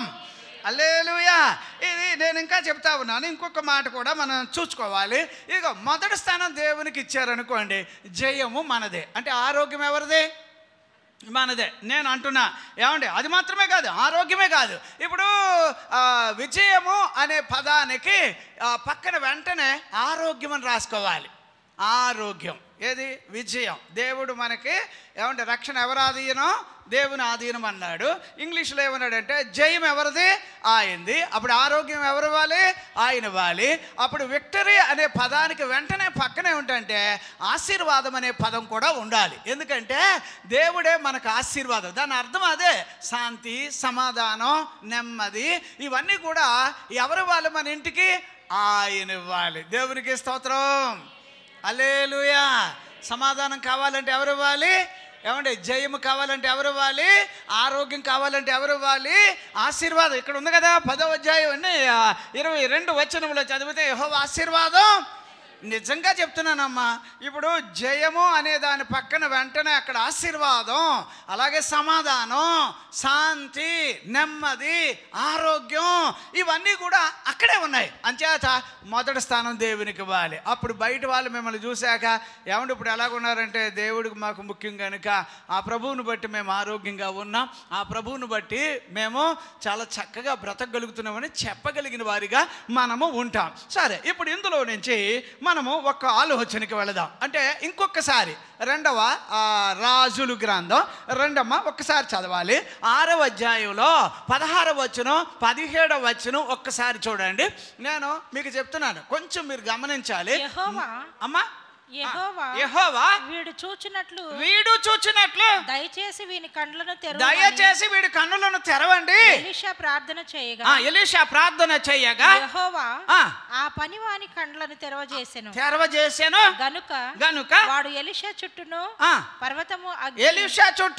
పర్వతము అగ్ని చూడండమ్మా, పర్వతాల్లాగా అగ్ని రథాల్లాగా రథముల చేతను నిండి ఉండుట చూచెను. ప్రైజ్ ది లార్డ్, హల్లెలూయా. అమ్మ ఇప్పుడు మీరు చూడండి, జయము యాక్చువల్లీ అక్కడ ఏంటంటే ఆ రాజుగారు ఏమంటాడంటే, ఒరే మనము ఈ ఇంట్లో మాట్లాడుకుంటుంటే ఎట్లారా వాళ్ళకి తెలిసిపోతుంది, రేపేమో ఇలా ఫస్ట్ రోడ్లోంచి మనం యుద్ధానికి వెళదామని అనుకుంటున్నాం, తీరా చూస్తే ఆ ఫస్ట్ రోడ్లో మనం వస్తున్నామని చెప్పి వాళ్ళు ఆల్రెడీ అక్కడ గస్తీ కాసేసారు, వాళ్ళకి ఎలా తెలుస్తుంది? ఇక్కడ మన దగ్గర నుంచి ఎవడో అక్కడికి వెళ్ళి విషయాలు చెబుతున్నాడు, అందుచేత ఎవడాడు అని ఆయన ఎంక్వైరీ చేస్తున్నాడు. అప్పుడు ఒక ఆయన అన్నాడు, సార్ అట్లా కాదు సార్, వాళ్ళ దగ్గర ఒక దేవుని సేవకుడు ఉంటాడు, మనం ఈ ఇంట్లో మాట్లాడుకున్న విషయాలన్నీ ఆయనకి వినబడితే ఆయన ఉన్నట్టు చెప్పేస్తాడు అక్కడ అనగానే ఇగో ఆ శత్రురాజు ఏం చేశాడంటే, అసలు యుద్ధం సంగతి అలాగగానే ముందు ఆయన పట్టుకురండి అని చెప్పి ఎవరిని ఎలీషా గారిని ఎత్తుకొచ్చేసేయాలి అని ఏమంటే మనుషుల్ని పంపిస్తాడు. ఏమంటే ఇక సైన్యమే వెళ్ళిపోద్ది. ఇంతకు ఎవరిని యుద్ధం చేయడానికి కాదు, రాజుగారి మీద కాదు, ఎవరిని పట్టుకోవడానికి? ఎలీషా గారిని. అప్పుడు తీరా అక్కడికి వెళ్ళేటప్పటికి గెహాజీ గెహాజీ కాదనుకో, అక్కడ ఎవరో పనివాడు, ఎందుకంటే అప్పటికి అతను అని చెప్పడానికి లేదు అక్కడ. కాకపోతే అతను పనివాడు ఏం చేశాడంటే, ఉదయమే లేవగానే బయటకు వచ్చి కళ్ళు ఇలా తుడుచుకుంటూ ఇలాగెలా తుడుచుకుంటూ బయటకు వచ్చి ఇలా చూస్తే అయ్యో బాబో ఇసుక ఎత్తే రాలనంతమంది ఉన్నారు అక్కడ విరోధులు. వెంటనే సార్ ఇగో అయ్యా మన పని అయిపోయింది, ఇక మనం చచ్చిపోతాం, మనం ఓడిపోతాం, మన పరిస్థితులు బాగాలేదు అంటే, ఏంట్రా అసలు విషయం చెప్పరా అంటే, ఇంకేం చెప్పమంటారు మీకు అర్థం కావట్లేదు, ఒకసారి బయటికి రండి అంటున్నాడు. బయటకు వచ్చి చూడండి తెలుస్తుంది అంటే, ప్రభువా ఈడెవడో కానీ ఇలాగే ఇంత బాధపడిపోతున్నాడు, ఓసారి వీడి కళ్ళు తెరువు వీడికి అని ప్రార్థన చేశాడట. కళ్ళు తెరవగానే సైన్యం ఎంతమంది ఉన్నారో ఉన్నారు కానీ వాళ్ళకన్నా ఇంకా మధ్యలో ఎవరున్నారో దేవుని సైన్యం ఉన్నదట అక్కడ. దేవునికి స్తోత్రం, హల్లెలూయా. అమ్మ ఇప్పుడు మీకు అర్థమవుతుందా? ఇప్పుడు వాక్యాన్ని చూడండి, మనము ఇప్పుడు ఇది ఏమంటారు, విజయము మనకు కావడానికి 3వ పాయింట్, చిన్న పాయింటే. ఒకటి నేను అన్నాను, ఎట్టి పరిస్థితుల్లో దేవుడిని నమ్మినట్టు ఎవరిని నమ్మకండి. రెండవది ఏంటంటే దేవునికి మొదటి స్థానం ఇవ్వండి, అంతే. మూడవది ఏంటబ్బా అంటే, నువ్వెవరివైనా కూడా చిన్నోడు అనుకోవద్దు, పెద్దోడు అనుకోవద్దు, ప్రార్థన చేయాలట. ఏం చేయాలబ్బా చెప్పండి అబ్బా, అక్కడ అదే ఉంది సార్, అదే ఉంది. ఆయన ప్రార్థన చేసి ప్రభువా వీడి కళ్ళు తెరువు అని అనగానే కళ్ళు తెరిచేటప్పుడు సార్ అని ఇప్పుడు అరుతున్నాడు. ఏంట్రా ఎందుకురా అంతలాగా అరుతున్నావు అంటే, అబ్బాయి వాళ్ళెవరో మనల్ని ఏదో చేస్తారని నాకు భయం లేదు, అసలు మన చుట్టూ రథాలు అగ్ని అపాపాపా అని అంటే, అప్పుడు అలా చూసే ప్రభువా అంతలాగా ఆయన తన బిడ్డలకి జయం ఇస్తాడు. ఆఖరికి వాళ్ళు ఎందుకు వచ్చారు అడిగి చూడపోయావా అంటే, మాకు పలానా ఆయన కావాలండి, ఆయన పట్టుకెళ్ళడానికి వచ్చామండి అంటే, రండి దారి చూపిస్తానని అలాగ తీసుకెళ్ళి ఒక 5 కిలోమీటర్లు 6 కిలోమీటర్ల అవతల ఎక్కడికి తీసుకెళ్ళి అక్కడికి వెళ్ళి అక్కడ వదిలేసి, అప్పుడు సేవకుడికి అయ్యా మీరు చెప్పినట్టు చేస్తే అప్పుడు వాళ్ళ కళ్ళు తెరవబడ్డాయట. దేవునికి స్తోత్రం, హల్లెలూయా. మీకు అర్థమవుతుందా? ఇప్పుడు మనం మూడవదిగా మనకు జయం కలగడానికి చాలా చక్కటి పాయింట్. ఇక తూర్పు నుంచి జరగదు, పడమటి నుండి జరగదు, ఎక్కడి నుంచి రావాలి జయం? దేవుని నుండి వచ్చునుగాక. అమ్మా చిన్నోళ్ళైనా పెద్దోళ్ళైనా ఆ అమ్మగారు ఎవరో కానీ ఎన్ని చెప్పులు ఎరిగిపోయినాయి కదమ్మా, ఎన్ని చెప్పులు ఎరిగిపోయినాయి. ఆవిడ ఆ అన్యాయపు న్యాయాధిపతి దగ్గరికి వచ్చేటప్పుడు ఆయన ఒక్కసారి ఇలా చూచి ఏమ్మా నీకు ఎవరమ్మా కీడు చేశారంటే, ఇదిగోండి ఏలేనండి అని అనగానే, మీరు ఇంత అన్యాయం చేశారు కాబట్టి ఇక చక్రవడ్డీ బారు వడ్డీ ఇంకేదైనా వడ్డీ వేసి ముందు ఆవిడకి బిల్లు కట్టేసేయండి అంటే, అదేంటి మా మనిషి పోయి ఉండి మమ్మల్ని కట్టమంటున్నావు అంటే, కట్టండి లేదా నా ప్రాణాలు పోయేటట్టు ఉన్నాయి. రోజు వచ్చి ఈవిడ అడుగుతూ ఉంటే, బాబు ఈవిడ రాకుండా ఉండాలంటే ఏదో ఒకటి చేయాలని చెప్పి అంతే. అక్కడ ఆయన అన్యాయపు న్యాయాధిపతి కూడా ఏం చేశాడట? న్యాయము చేశాను. దేవునికి స్తోత్రం, హల్లెలూయా. అంతలా నమ్మాలి. ఎవరు నమ్మాలి? దేవుణ్ణి అలా నమ్మాలి. నేను నమ్మాను సార్. నేను అంటున్నాను, ఏదన్నా ఒక్కొక్కసారి ఇలాంటి చిన్న చిన్న సమస్యలు వస్తే అనిపిస్తుంది, ప్రభువా ఇందులో నీ పాత్ర ఎలాగుంటుంది నాకు ఒకసారి చూపించవా అని అడుగుతాను. చూపించవా అంటే అది భలే విచిత్రంగా ఉంటుంది. ఆయన అందులో అది చెస్ బోర్డు ఉంటుంది చూసారా, చెస్ బోర్డులో ఏనుగు ఇలాగ వెళ్తుందా, అంతేనా, ఏనుగు ఇలాగా, తర్వాత బట్టులు, తర్వాత అక్కడ ఎవరు గుర్రాలు, ఇట్టా ఇట్టా ఇట్టా. బహుశా ఆయన ప్లాన్ వేస్తాడు, అవతలోడు ఒకడు కూర్చున్నాడు, ఆడు చెస్ బోర్డు ఆడతాడు, ఇక్కడ ఈయన ఆడతాడు, నేను ఇప్పుడు నాకు జైలు రావాలి, నన్ను ఎలా తప్పించాలి, ఈయనకి మాస్టర్ ప్లానర్ ఈయన. నా దేవుడికి నా మీద 29:11 గ్రంథంలో నా మీద ఆయనకి మంచి ఉద్దేశాలే కానీ హానికరమైన ఉద్దేశాలు ఉండవట. దేవుడికి స్తోత్రం, హల్లెలూయా. అదేత నేను అనుకుంటాను నా మీద ఆయనకు మంచి ఆలోచనలు ఉన్నాయి కాబట్టి జయము నాదే. దేవునికి స్తోత్రం, హల్లెలూయా. ఏమండి ఇప్పుడు ఇందులో ఇంకో 3వ పాయింట్ ఏమి నేర్చుకున్నాం మనకి జయం కావాలంటే ప్రభువుని నమ్మినట్టుగా ఎవరిని నమ్మకండి. రెండవది ఇంకోటి నేనేం చెప్పాను, రెండో పాయింట్ ఏం చెప్పాను అమ్మా, మొదటి స్థానం దేవునికి ఏ స్థానం ఇవ్వాలి. 3వది ఏం చెప్పాను, ప్రార్థన. ఎంతమంది ప్రార్థన అమ్మ, ప్రార్థన అంటే మీకు ఈ మాట కూడా చెప్పాలి, ఎవరు సీరియస్గా అనుకోకండి, మీరు ప్రార్థనలు చెయ్యరు అని నేను అన్నాను. మీరు ప్రార్థనా పరులు, దేవుడు మిమ్మల్ని దీవించుగాక. కాకపోతే మనం బాధలన్నీ ఆయనకి చెప్పేసుకుంటాం కదా, చెప్పేసుకున్న వెంటనే ఆమేన్ అని వెళ్ళిపోకూడదు. అప్పుడు ఏం చేయాలి, నా బాధలని చెప్పాక కనీసం మరి ఆయన కూడా మరి ఆన్సర్ ఇవ్వాలి కదా. ఆన్సర్ ఇవ్వడానికి అప్పుడు నువ్వేం చెయ్యంటే ప్రార్థన అయ్యాక పోనీ 5 నిమిషాలు కాదు 3 నిమిషాలు చెయ్యి. నువ్వు ఎందుకైనా టైం కలిసి మీకు ఇష్టమైతే 3 నిమిషాలు ప్రార్థన చేసే ఏమేం చెప్తున్నాం, ప్రభువా ఇలాంటి పరిస్థితులు ఇలాగున్నాయి, నేను తిరగలేకపోతున్నాను, లేదా నాకు బలహీనంగా ఉంది ప్రభువా, డాక్టర్కి బిల్లు కట్టలేకపోతున్నాను ప్రభువా, అప్పులు ఎక్కువైపోయినాయి ప్రభువా, ఇది సమస్య అని చెప్పారు. చెప్తుంటే 3 నిమిషాలు అయిన తర్వాత మీ దగ్గర బైబిల్ ఉంటే బైబిల్ ఏం చేయండి, కొద్దిసేపు చదవండి. అప్పుడు అందులో నుంచి ఆయన మీతో మాట్లాడతాడు. నిజం చెప్తున్నా, ప్రార్థనకు వెంటనే నీకు మళ్ళీ నువ్వు కూడా ఆయన చెప్పేది వినాలి కదబ్బా, ఆయన చెప్పేది వినాలి కదా. ఆ చెప్పేదే బైబిల్ చదువుతూ ఉంటే అందులో నుంచి ఆయన బయటకు వస్తాడమ్మా. బయటకు వచ్చి నీ సమస్యకు పరిష్కారం చెప్తాడు. ఆ తర్వాత ఏది ఆయన 3 నిమిషాలు నువ్వు ప్రార్థన, 3 నిమిషాలు ఒకవేళ బైబిల్ చదివేవనుకో, మళ్ళీ వెంటనే అప్పుడు దేవునికి మళ్ళీ ప్రార్థన చేయాలి. అదేంటంటే, దేవా నేను ఈ కొద్దిసేపు ప్రార్థన చేయగానే నీ బైబిల్ గ్రంథంలో నుంచి నాతో నువ్వు మాట్లాడావు, 4 విషయాలు చెప్పావు, ధైర్యం వచ్చింది, గుండెకి ఇప్పుడు ధైర్యం వచ్చింది అని ఎప్పుడైతే నువ్వు మళ్ళీ కృతజ్ఞత ప్రార్థన అంటారు దాన్ని, కృతజ్ఞత, థ్యాంక్స్ ప్రభువా, వందనాలు ప్రభువా. బయట వాళ్ళకి ఇదంతా ఎలాగుంటుందంటే, మీకు అమ్మా బయట వాళ్ళు మనల్ని చూడగానే ఇదేంట్రా బాబు ఇలాగ వీళ్ళకి జయమా. అవును, ఇప్పుడు బైబిల్లో ఎలా ఉంటుందంటే, ఇక ఆవగింజ అనేది ఒకటి ఉందా బైబిల్లో, అది కూర మొక్కలన్నిటికన్నా ఏదట చిన్నది, అంతేనా, చిన్నది అని రాశాడా. కానీ అది ఒక రోజుకి వచ్చేటప్పటికి పెద్ద చెట్టు అయిపోతుందట. నిజంగా నేను చెప్తున్నాను, ఆ చిన్న అవగింజ ఒక రోజుకి వచ్చేటప్పటికి ఎక్కడెక్కడి నుంచో ఆకాశ పక్షులు కూడా అక్కడికి వచ్చేస్తాయట. ఆకాశ పక్షులు అంటే ఏవో కాదమ్మా, మన ఇళ్లలో ఆడే సరిగ్గా అడ్రస్ ఉండదండి. ఎప్పుడు చూసినా ఎక్కడున్నాడరా అంటే ఫస్ట్ లైన్లో ఉన్నాడట, 3వ లైన్లో ఉన్నాడట, అక్కడెక్కడో తిరుగుతూనే ఉంటాడు. ఈ ఆకాశ పక్షిగాడు ఆడి ఇంట్లో ఉండడాడు, కానీ వాడు కూడా వచ్చి ఇప్పుడు ఎక్కడికి వచ్చి వాళ్తాడో తెలుసా, ఆవగింజ పెద్దదైపోయి అది చెట్లు వచ్చి శాఖలు వచ్చి అప్పుడు ఇక్కడికి వచ్చేస్తుందట. అలాగా నేనేమంటానంటే, ఏమండి మనం ఏదో చిన్న విషయం, ఇప్పుడు చిన్న విశ్వాసం, ప్రభువా ఆవగింజ అంత విశ్వాసం ఉంటే చాలట, ఎక్కడికి వెళ్ళిపోతాం మనం, ఈ కొండని తీసుకుని వెళ్ళి ఎక్కడ అంటే మీకు అర్థమవుతుందా, అదంతా చిన్న పాయింట్లు అవన్నీ. ఏంటయ్యా ఆవగింజ అంత విశ్వాసం అంటే, బాబా జాలయ్య బాబు పరలోకానికి తీసుకెళ్ళిపోద్ది ఆ విశ్వాసం.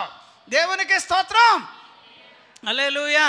అంచేత నేనేమంటానంటే 3వ పాయింట్ ప్రార్థన చేయాలట. ఏం చేయాలమ్మా చెప్పండి అమ్మా. ప్రార్థన కోసం నేను ఇంకో పాయింట్ కూడా చెప్తాను. ఇది కూడా మీరు ఒకసారి చూడండి అబ్బా, బైబిల్ వాక్యాల్లో ఇది చాలా అవసరమైనటువంటి విషయం కాబట్టి, 1 సమూయేలు గ్రంథం 7వ అధ్యాయం అమ్మ, 7వ అధ్యాయంలోనే మనం చదువుతున్న ఒక చిన్న పాయింట్, అది 8వ వచనం 9వ వచనం. 8 అమ్మా, మన దేవుడైన యెహోవా ఫిలిష్తీయుల చేతిలో నుండి మనల్ని రక్షించినట్లుగా మా కొరకు ఆయనను ప్రార్థన చెయ్యండి మానవద్దని సమూయేలు నొద్ద మనవి చేసిరి. సరే 10వ వచనం చదవమ్మా. 10వ వచనం అందులోనే, సమూయేలు దహన బలి అర్పించి ఫిలిష్తీయులు యుద్ధము చేయుటకై ఇశ్రాయేలీయుల మీదికి వచ్చిరి. అయితే యెహోవా ఏం చేశాడట? ఆ దినమున ఫిలిష్తీయుల మీద మెండుగా ఉరుములు వడగండ్లు లాంటివి అటు ఇటు వచ్చేటప్పటికి వాళ్ళందరూ అడ్రస్ ఖాళీ చేసి వద్దురా బాబు వీళ్ళ జోలికి వెళ్ళొద్దు అని చెప్పి అక్కడోడే పంచులు అయిపోయినట్టుగా పారిపోయారట. అని చేత నేను అంటాను, సార్ మూడో చిన్న పాయింట్ ఏంటంటే నీకు జయం కావాలిగా. చూసారా ఎంత చిన్న చిన్న పాయింట్లు కదా. ఒకటి ఏం చేయాలమ్మా, నీకు జయం కావాలి. అండ్ అక్కడ ఈ తెలుగు బైబిల్ ప్రకారంగా యుద్ధ దినమున గుర్రములను ఆయత్తపరుచుట కద్దు. ఎన్ని సిద్ధమనే, ఎన్ని రెడీ అవనే, ఎన్ని ప్లాన్లన్నా వెయ్యి, కానీ చివరికి అంతిమంగా ఆయన ఆలోచన స్థిరం, ఆయన ఉద్దేశమే స్థిరం, ఆయన ప్రణాళికే చివరికి స్థిరం. అందుచేత ఏమండి, అయితే విజయము యెహోవా వలన కలుగుతుంది. అమ్మా మీ జీవితాల్లో ఇప్పుడు ఒక నిర్ణయంకి వచ్చేసేయాలి. ఏమనంటే ఇంట్రడక్షన్ పాయింట్స్ చెప్పాను కాబట్టి ఇప్పుడు మీకు ఒక నిర్ణయం వచ్చేయాలి. ఏమనంటే ఖచ్చితంగా మీరు ఓడిపోవడం లేదని తెలుసుకోవాలి ఈరోజు. దేవునికి స్తోత్రం. చెప్పండి అమ్మా, ఓడిపోవడం అనేది ఇక లేదబ్బా. నేను చెప్తున్నా సార్, సార్ మాకు పెద్ద రాజకీయ నాయకులు తెలీదు, లేకపోతే వాళ్ళు వీళ్ళు ఎవ్వరు ఉండరు. నాకు ఏదైనా విషయం అయితే ఏం లేదు, రైట్ ఓకే అయితే ప్రభు దగ్గర పట్టుపోదాం, ఇదాను ధైర్యం వచ్చేస్తుంది నాకు. ఏమనుకుంటా, ప్రభు దగ్గర తీసుకుపోదాం, ఈ రిపోర్టు ఆ ఫైల్ తీసుకెళ్ళి ఆయన దగ్గర పెడదాం. ప్రభా ఇదిగో ఈ సమస్య వచ్చింది, మరి నేను నీ దగ్గర మొరపెడుతున్నాను, ఇందులో నాకు చాలా సరదాగా నువ్వు కార్యం చేసేటట్టు కనబడాలి. అమ్మా నేను చెప్తున్నా, జయము నీకు ఉండునుగాక, విజయము నీకు ఉండునుగాక. అంటే నీ చేయి పైన ఉండాలి, విరోధులు క్రిందకి దిగాలి. దేవునికి స్తోత్రం. చేత మూడో పాయింట్ ఏం నేర్చుకున్నా, ప్రార్థన. ఎంతమంది ప్రార్థన చేస్తున్నారో అంటే మనం ప్రార్థన అనగానే అదే ఒకసారి జాను గారు వాక్యం చెప్తున్నాడట. వాక్యం చెబుతూ మీటింగ్ అయ్యాక, అయ్యగారండి ఈ పక్కనే మనకు తెలిసిన ఒక ఆవిడ హాస్పిటల్లో ఉన్నారు, మీరు రావాలండి, ప్రార్థన చేయాలండి అన్నారట. ఎక్కడా అని అడిగారట. పలానా చోట అంటే, అయితే వస్తానయ్యా అంటే ఆయన దగ్గర అసిస్టెంట్ ఒకడు ఉన్నాడట. అతను అంటాడట, సార్ మీరు వెళ్తున్నారు కాబట్టి నేను కూడా అక్కడికి వస్తాను, నేను కూడా ఎందుకంటే అంటే నువ్వెందుకు వస్తావని అడిగారట జాన్ గారు. అబ్బాయి వాళ్ళు నాకు చుట్టాలు అవుతారండి అన్నాడట. తీరా అక్కడికి వెళ్ళాక జాన్ గారు ప్రార్థన చేద్దామని మొదలెడితే ఈయన ప్రార్థన మొదలెట్టాడట. ఎవరో కూడా వచ్చినాడు ప్రార్థన చేస్తూ ఆ పేషెంట్ అక్కడ ఉంది, ఈయన ప్రార్థన చేస్తున్నాడు. ఈ మధ్యలో ఎవరు గుర్తొచ్చారో నెమ్మదిగా దుబాయ్ మీదుగా అలాగా తిరిగి ఇంగ్లాండ్ మీదుగా ఇండియాకి వచ్చాడట ప్రార్థనలో. ఈ మధ్యలో ఆవిడ చచ్చిపోయింది. ఏది మంచం మీద ఉన్నవాడు చచ్చిపోయిందని తెలియట్లేదు ఈ ప్రార్థన చేసేవాడికి. ఇంకా అందరూ గొల్లు అని అడుగుతుంటే అది మంచి ఉద్యమం అనుకుని ఇంకా చేసేస్తున్నాడు. తీరా ప్రార్థన అయిపోయాక ఏమైందండి అంటే, అబ్బా అమ్మ చచ్చిపోయిందయ్యా అన్నారట. ఎప్పుడండి అంటే, అదే నువ్వు ఇంగ్లాండ్లో ఉన్నప్పుడు చచ్చిపోయింది అన్నారట. ఎప్పుడు చచ్చిపోయిందట అంటే చాలామంది ప్రార్థనలు ఇక నిజంగానండి ఒట్టొట్టు ప్రార్థనలు చేస్తారు. తండ్రి ప్రభువానికి స్తోత్రం అని ఒక రకం, తర్వాత ప్రభువానికి స్తోత్రం నాకు ఆత్రం అని ఇంకో రకం. ఇవన్నీ డొక్కు ప్రార్థనలు, ఇవన్నీ మంచి ప్రార్థనలు కాదు. ప్రార్థన చేయండి, మన విరోధుల మీద ఉరుములు కురిపించునుగాక. నేనైతే చెప్తున్నాను, మనకు కొంత ప్రేమ ఉంటుంది, కొన్ని సరేలే అని అనుకుంటాం. మరీ పెచ్చిమీరిపోతున్నప్పుడు ఈ విషయంలో నాకు జయం రావాలి, నా చేయి పైన ఉండాలి, నేను నా విరోధుల మీద నా హస్తం ఉండాలి. అది యోసేపు గారికి దేవుడు ఇచ్చిన భాగ్యం. మీరు 49కి వెళితే ఆది కాండంలో ఇదే మనం చదువుతాం. అంచేత సార్ ఓడిపోతున్నామనే మాట వద్దు. రెండవది, ఓడిపోతున్నాం కాబట్టి అని చెప్పి అగాయాచాలకు వెళ్ళకూడదు, తప్పుడు నిర్ణయాలు తీసుకోకూడదు. కారణం ఏంటంటే నీ విషయంలో ఆయన విజృంభిస్తాడు. ఆఖరి నిమిషంలో కూడా నీకు ఆయన ఏం చేస్తాడో తెలుసా, కార్యము చేస్తాడు. దేవునికి స్తోత్రం. హల్లెలూయా. 3 పాయింట్లు వచ్చినాయి కదా. ఇప్పుడు 4వ పాయింట్కి వెళదాం. 4వ పాయింట్లో నేను ఏమంటే జయము పొందడానికి ఇంకేం చెయ్యాలబ్బా అని అన్నప్పుడు చిన్న పాయింట్ చూడండి సార్, ఎలా ఉంటుందంటే భలే సంతోషకరమైన మాట. చూడండి బైబిల్లో ఈ మాట కూడా ద్వితీయోపదేశకాండం 11:25 వచనం, ఏమండి నిర్గమాకాండం 23:27 వచనం. ఈ 2 వచనాలు ఏం చెప్తున్నాయి అని ఆలోచన చేస్తే చదవమ్మా. ఏ మనుష్యుడును మీ ఎదుట నిలవడు, ఏ మనుషుడును నీ ఎదుట నిలవడు, తాను మీతో చెప్పినట్లు మీ దేవుడైన యెహోవా మీరు అడుగుపెట్టు దేశమంతటి మీద అండి మీ బెదురు మీ భయము పుట్టించును. అంటే ఇప్పుడు నువ్వు విరోధులను చూసి నువ్వు భయపడాలా, లేకపోతే వాళ్ళు మనల్ని చూసి భయపడాలా? అంటే ఇప్పుడు దేవుడు జయం ఇవ్వడం అంటే చెప్తున్నాను సార్, మీకు అర్థమవుతుందా? దేవుడు నాకు జయం ఇవ్వాలి. ఆ రెండు రిఫరెన్స్లో ఏంటంటే అసలు మిమ్మల్ని చూస్తే విరోధికి ఆడికి ఆల్జబరా గుండు గాబరా అవ్వాలి. అర్థమైందా? అవతలోడికి ఎలా ఉండాలి? పోయి వీళ్ళతో తగాదా పెట్టుకున్నాం, ఇంక అయిపోయింది మన బతుకు. అమ్మా మీరు నమ్ముతారా నమ్మరా? నా ఎంక చూడండి, నమ్ముతారా నమ్మరా? ఏంటో ఈ అమ్మగారు ఏదో పాపం కష్టం అని అంటుంది, అంతేనా? ఇక కొంచెం నవ్వుతూ చెప్పమ్మా. మీ జీవితాల్లో దేవుడు పెద్ద కార్యాలు చేయాలి. ఇప్పుడు ఒక ఉదాహరణ చెప్తాను.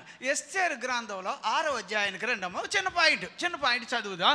ఎస్తేరు గ్రంథంలో 13వ వచనం చదువుతారా? 6వ అధ్యాయం 13వ వచనం. అక్కడ ఏమండి అమ్మ చదవండి. హామాను అమ్మా ఎవరమ్మా? గట్టిగా చెప్పమ్మా, ఇలాగనగానే కంగారు పడుకో. తనకు సంభవించినదంతయు తన భార్య అయిన జెరెషుకును తన స్నేహితులందరికీ తెలుపగా చెప్పేశాడట. అతని యొద్దనున్న జ్ఞానులను అతని భార్య అయిన జెరెషును ఎవని చేత మీకు అధికార నష్టము కలుగుచున్నదో ఆ మొర్దెకై యూదులు వంశపు వాడైన ఎడల అతని మీద మీకు జయము కలుగదు. మీకు అర్థమవుతుందా ఎవరు అంటున్నారో తెలుసా? హామాను ఏమంటాడంటే, ఆవిడ గేటు దగ్గర కాపలా కాసేవాడు ఆడి నా మీద ఏంది అతను, ఏంటి అతను చేసేది అని చెప్పి రాజుగారి దగ్గరికి వెళ్ళి ఏమి అలాగే అడ్డం పెట్టాలో పెట్టేశాడు, ఏం చేయాలో చేసేసాడు. ఈ చివరికి ఇక ఎంత అయినా వీళ్ళు దేవుడు అంటారు కాబట్టి పని చేద్దాం. అసలు ఈ గ్యాంగ్ ఎవరు కూడా కనబడకుండా ఈ దేవుడు అనే వాళ్ళనే, ఏది దేవుడిని నమ్మే వాళ్ళనే మొత్తం ఒక్క మొర్దుకై వల్ల మిగిలిన వాళ్ళందరినీ ఖాళీ చేసేయాలని అనుకున్నాడట. రాజుగారి దగ్గరికి వెళ్ళాడు, అన్నీ చేశాడు. రాజుగారు కూడా సరే అయ్యా నీకు ఎలా కావాలో అలా చేసుకోవయ్యా అన్నాడట. వీడు చూడండి ఇంటికి వస్తాడా గబగబా, హామాన్ ఇంటికి వస్తాడా, అన్నం తింటాకు వస్తాడు కదా మధ్యాహ్నం మట్లు, వచ్చేటప్పుడు గబగబా రావడం, ముఖం తుడుచుకోవడం, కడుక్కోవడం, గబగబా ఎక్కడికి వెళ్ళిపోతున్నాడు అంటే అక్కడ అదే సిలువు తయారు చేస్తున్నారు. ఎవరికి? మొర్దెకై గారికి. కరెక్ట్గా చేశారా లేదా? రోజు ఇలాగ ఏంటండి బాబు అలా రాగానే రావడం ఇలాగ వచ్చి టేబుల్ దగ్గర కాస్త అన్నం తిని వెళ్ళొచ్చు కదా. అన్నమా ఇంకేమన్నా ఊరుగా, ఇప్పటికే లేట్ అయిపోయింది, ఆడిని సిలువ వెయ్యాలి, ఆడిని సావగొట్టాలి, ఆడితో పాటు ఉన్న ఆ దేవుడిని నమ్మిన వాళ్ళందరినీ లేపేస్తున్నాను, అది నీకు తెలుసా అంటే ఎవరెవరో ఒకసారి చెప్తారా అంటే చెప్పాడు ఆయన. అప్పుడు ఆవిడ అన్నది, అయ్యా ఓ మాట చెప్తున్నా నువ్వేమనుకోక, ఒక విషయం చెప్తున్నా, అతడు ఒకవేళ యూదుడైతే గనక నువ్వు ఓడిపోతావు. దేవునికి స్తోత్రం. అమ్మ నువ్వు దేవుని బిడ్డవు అయితే గనక నేను ఒకే ఒక విషయం చెప్తున్నాను. 4వ పాయింట్లో నీకు జయం రావడానికి నువ్వు ఎప్పుడు దేవుని మనిషిగా ఉండు. ఎలా ఉండాలి చెప్పండి అమ్మా, చెప్పమ్మా నువ్వు ఎప్పుడు ఏ మనిషిగా ఉండాలి అంటే సండే రాగానే అమాయకంగా స్తోత్రం ప్రభువా హాయిగా రండి ప్రైజులు అంత ఓవరాక్షన్ ఏం చేయక్కర్లేదు. కానీ ఏమంటే ఎక్కడైనా బయట అయినా ఎక్కడున్నా నువ్వు ఎవరి మనిషిలాగా ఉండాలి? దేవుని. అప్పుడు నీ భయం ఎవరికి పెడతాడట? అవతల వాళ్ళకి పెడతాడట. దేవునికి స్తోత్రం. మన దగ్గర ఏమీ ఉండదు, బలం ఏముంటుంది మన దగ్గర? ఏమంటే ఏమీ ఉండదు. మరి ఏంటబ్బా అవతల వాళ్ళకి అంత భయం అంటే నీ భయం వారికి పెట్టడం ఆయనకి ఇష్టం. దేవునికి స్తోత్రం. సరేనా? ఇప్పుడు మనుషులకి నన్ను గురించి భయం వచ్చేసింది ఒక్కటే. సరే ఇంకా ఏటేటికి రావాలి? రోగానికి రావాలా వద్దా? రోగం అనుకుంటుంది. పోయి ఏదో వీడిని ఏడిపిద్దామని వచ్చాను, వీడి దగ్గరికి వచ్చినప్పటి నుంచి వీడు ప్రార్థన చేసి నన్ను చంపేస్తున్నాడు, ఎందుకు వచ్చాను వీడు ఒంట్లోకి, నేను వెళ్ళిపోతానని వెళ్ళిపోవాలి. అది దేవునికి స్తోత్రం. ఎవరన్నా అవడం లేదు, వీళ్ళు ఎక్కడ దొరికారా బాబు, ఎవరు సంతోషం లేరా? దేవునికి స్తోత్రం. అట్టా వెళ్ళిపోవాలి. అది అంచేత 4వ పాయింట్ ఏంటంటే నువ్వెప్పుడు చెక్కు చెదరకుండా నువ్వెవరి మనిషిలాగా ఉండాలి? అప్పుడు నీ భయం అవతలోళ్ళకు ఉండునుగాక. అది నీకు జయం. విషయం చెప్పేసింది ఆవిడే. చెప్పేస్తే అలాగంటావా? సరే చూద్దాం అని అనుకున్నాడు. అనుకొని ఏమండే ఇంతకీ విషయం ఏంటంటే ఈ మొర్దుకై గారు రాజుగారిని ఎవరో చంపేయడానికి ఎవరో ఇద్దరు ముగ్గురు ఒక రోజు వచ్చారు. వస్తే ఇతను గేటు దగ్గర ఉండేవాడు. ఏం చేశాడంటే, అరే రే రాజుగారు మనల్ని నమ్మి పడుకున్నాడు రా, ఆయనకి ఈ కీడు, ఇంతకీ ఆ కీడు చేసినాడు ఎవడో తెలుసా, ఈ హామాన్ గాడే అయి ఉంటాడు. నాకైతే ఇదే రబ్బా కనబడని దొంగోడాడు, ఆడే చేసి ఉంటాడు, బయట చెప్పట్లే. అయితే ఏంటి రాజుగారు బతికే ఉన్నాడు అని తెలిసింది తెల్లరేఖ. ఒరే ఆ దొంగల్ని ఏం చేశారా అంటే, ఇంకేముందో ఆడు పట్టేసాడు, ఎవరు మొర్దుకై పట్టేసాడు అనగానే, ఇక ఇది బయట వాళ్ళకి ఎక్కడికి వెళ్ళొద్దు కానీ పుస్తకంలో మాత్రం రాయండి అని రాయించాడు. రాసేసి పలానా తారీఖున రాజుగారిని చంపేయడానికి ప్రయత్నం చేస్తే, ఎందుకంటే ఇది అందరికీ తెలిసిపోయింది కాబట్టి తప్పించుకోవడానికి వీలు లేదు, అది రాయించాడు. రాయించాక రాజుగారికి ఈ విషయం తెలీదు, నా మీద అటాక్ అయ్యారు ఇట్లా అయ్యింది తెలీదు. కానీ దేవుడు చూడండి, దేవుని మనిషిగా ఉంటే వాడిని ఎలా కాపాడుతాడంటే, జయము నీదే, దేవునికి స్తోత్రం. ఒకరోజు రాజుగారి నిద్ర రానివ్వకుండా దేవుడు చేశాడు. ఏటబ్బా నిద్ర రావట్లేదంటే ఆ పాటలు పాడేవాళ్ళు వచ్చారు, అదే విసినకర్రలు వేసేవాళ్ళు వచ్చారు, అదే డ్యాన్స్ వేసేవాళ్ళు కూడా వచ్చారు, రకరకాల భోజనాలు ఇంకే కథలు చెప్పేవాళ్ళు వచ్చారు. ఎంతమంది వచ్చినా కూడా అబ్బే అదేం కాదు కానీ ఒరే ఇవన్నీ వేరే. కానీ ముందెళ్ళి గత 5-6 నెలల క్రితం జరిగిన మొత్తం నోట్స్ తీసుకురండి, రాసిన ఇవన్నీ తీసుకురండి, చదవాలి, నాకు చదివి మీరు చెప్పాలని అంటే, అయ్యో సరిగ్గా చూడండి సార్, వాళ్ళు తీసుకొచ్చిన పుస్తకాల్లో మొర్దుకై గారు ఎలాగ రాజుగారిని కాపాడాడో ఆ నోట్స్ వచ్చింది. సార్ మిమ్మల్ని ఎలా చంపేయడానికి ట్రై చేస్తే వాళ్ళని ఆ గేటు దగ్గర ఉన్నవాడు ఉన్నాడు చూసారా మొర్దుకై, అతను కాపాడాడు సార్, పట్టుకొని వాళ్ళని బంధించాడు సార్ అని అనగానే, ఏంటంటే నన్ను చంపడానికి ట్రై చేశారా అని అంటే, ఇంతకీ ఇప్పుడు విషయం ఏంటంటే జయం ఎవరికి రావాలి, దేవుని బిడ్డలుగా ఉన్నవారికి జయము రావాలి.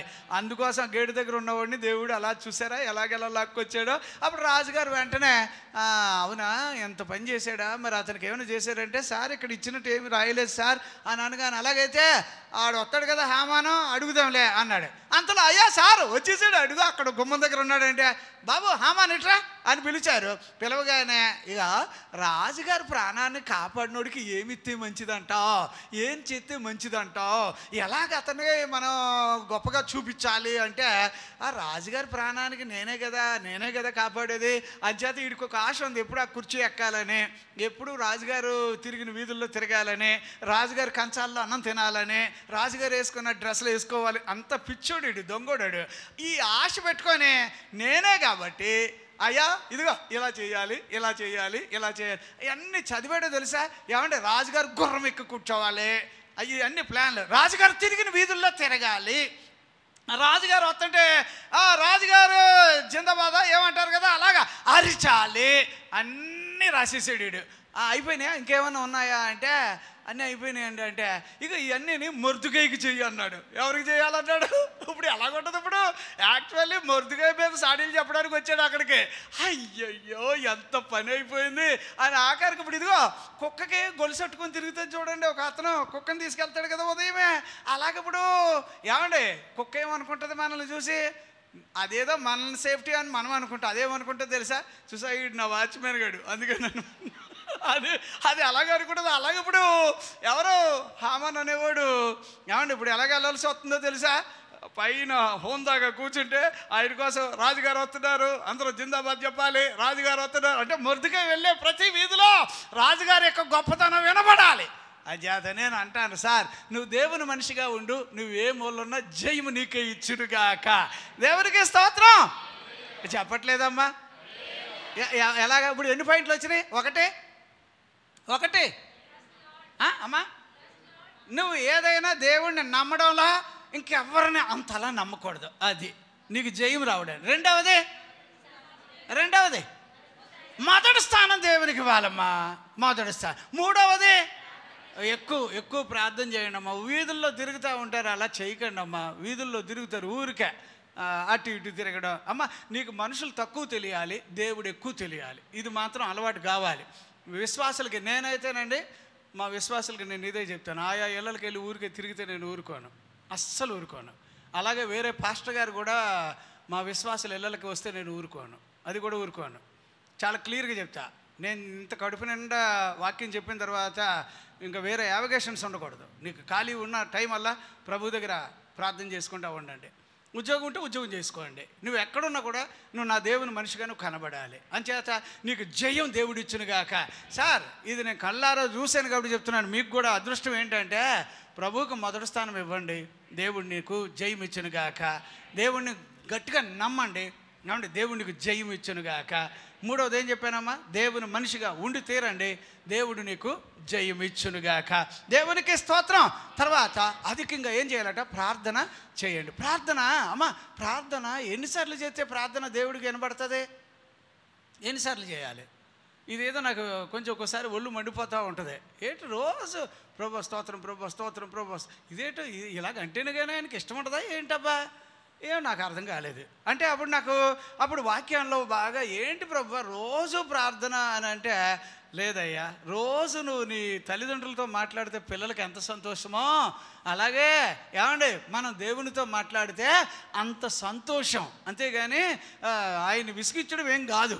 నేను నా దేవునితో నేను మాట్లాడుతున్నానప్పుడు ఆయన చెవి ఒగ్గి నా మొర ఆలకిస్తాడని రాశాడు. దేవునికి స్తోత్రం. సరేనా?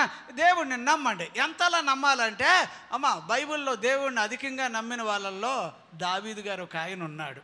అర్థమైందా? చాలా నమ్మాడు. సరే, ఇక విషయాలకి మళ్ళీ ఇంకో దానికి వెళదాం. అంటే దేవుని మీద మనం అలాగా ప్రార్థన చేసుకుంటూ ఉంటప్పుడు దేవుడు ఖచ్చితంగా మన ప్రార్థన విని బదులు ఇవ్వడానికి ఆయన ఇష్టపడతాడు. ఇంకో చిన్న రెఫరెన్స్ చెప్తాను, ఇది కూడా మీరు చూడండి అమ్మా, ఎట్లా ఉంటుందో ఆలోచన చేద్దాం. దానియేలు గ్రంథం 3వ అధ్యాయం 20వ వచనం, 20వ వచనం దగ్గర నుంచి 23 వచనాల వరకు అక్కడ వినాలి. అక్కడ షడ్రకు, మేషకు, అబేద్నెగోలు ఉన్నారు.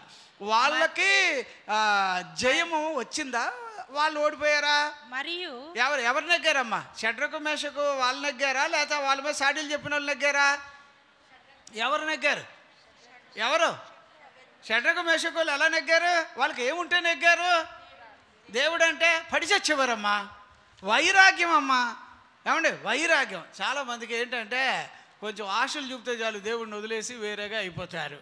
కానీ షడ్రకు, మేషకు, అబేద్నెగోలు అలా కాదు. వాళ్ళు ఒకటే నిర్ణయం తీసుకున్నారు, మా జీవితంలో దేవునికి తప్ప మేము ప్రాధాన్యత ఎవరికి ఇవ్వలేం, ఆయన అంటే మాకు వైరాగ్యం అని. అంటే ఎంత వైరాగ్యమైనా నేను పెట్టేవాటికి కూడా నమస్కారం చెయ్యాలి కదా అంటే అలా చెయ్యమన్నారు. సరే, ఇప్పుడు వీళ్ళ మీద ఏడ్చిన వాళ్ళందరినీ ఏమంటే రాజుగారు ఏం చేశారంటే వీళ్ళ ముగ్గురిని ముందు అగ్నిలో వేస్తే వీళ్ళు కాలిపోవట్లేదట.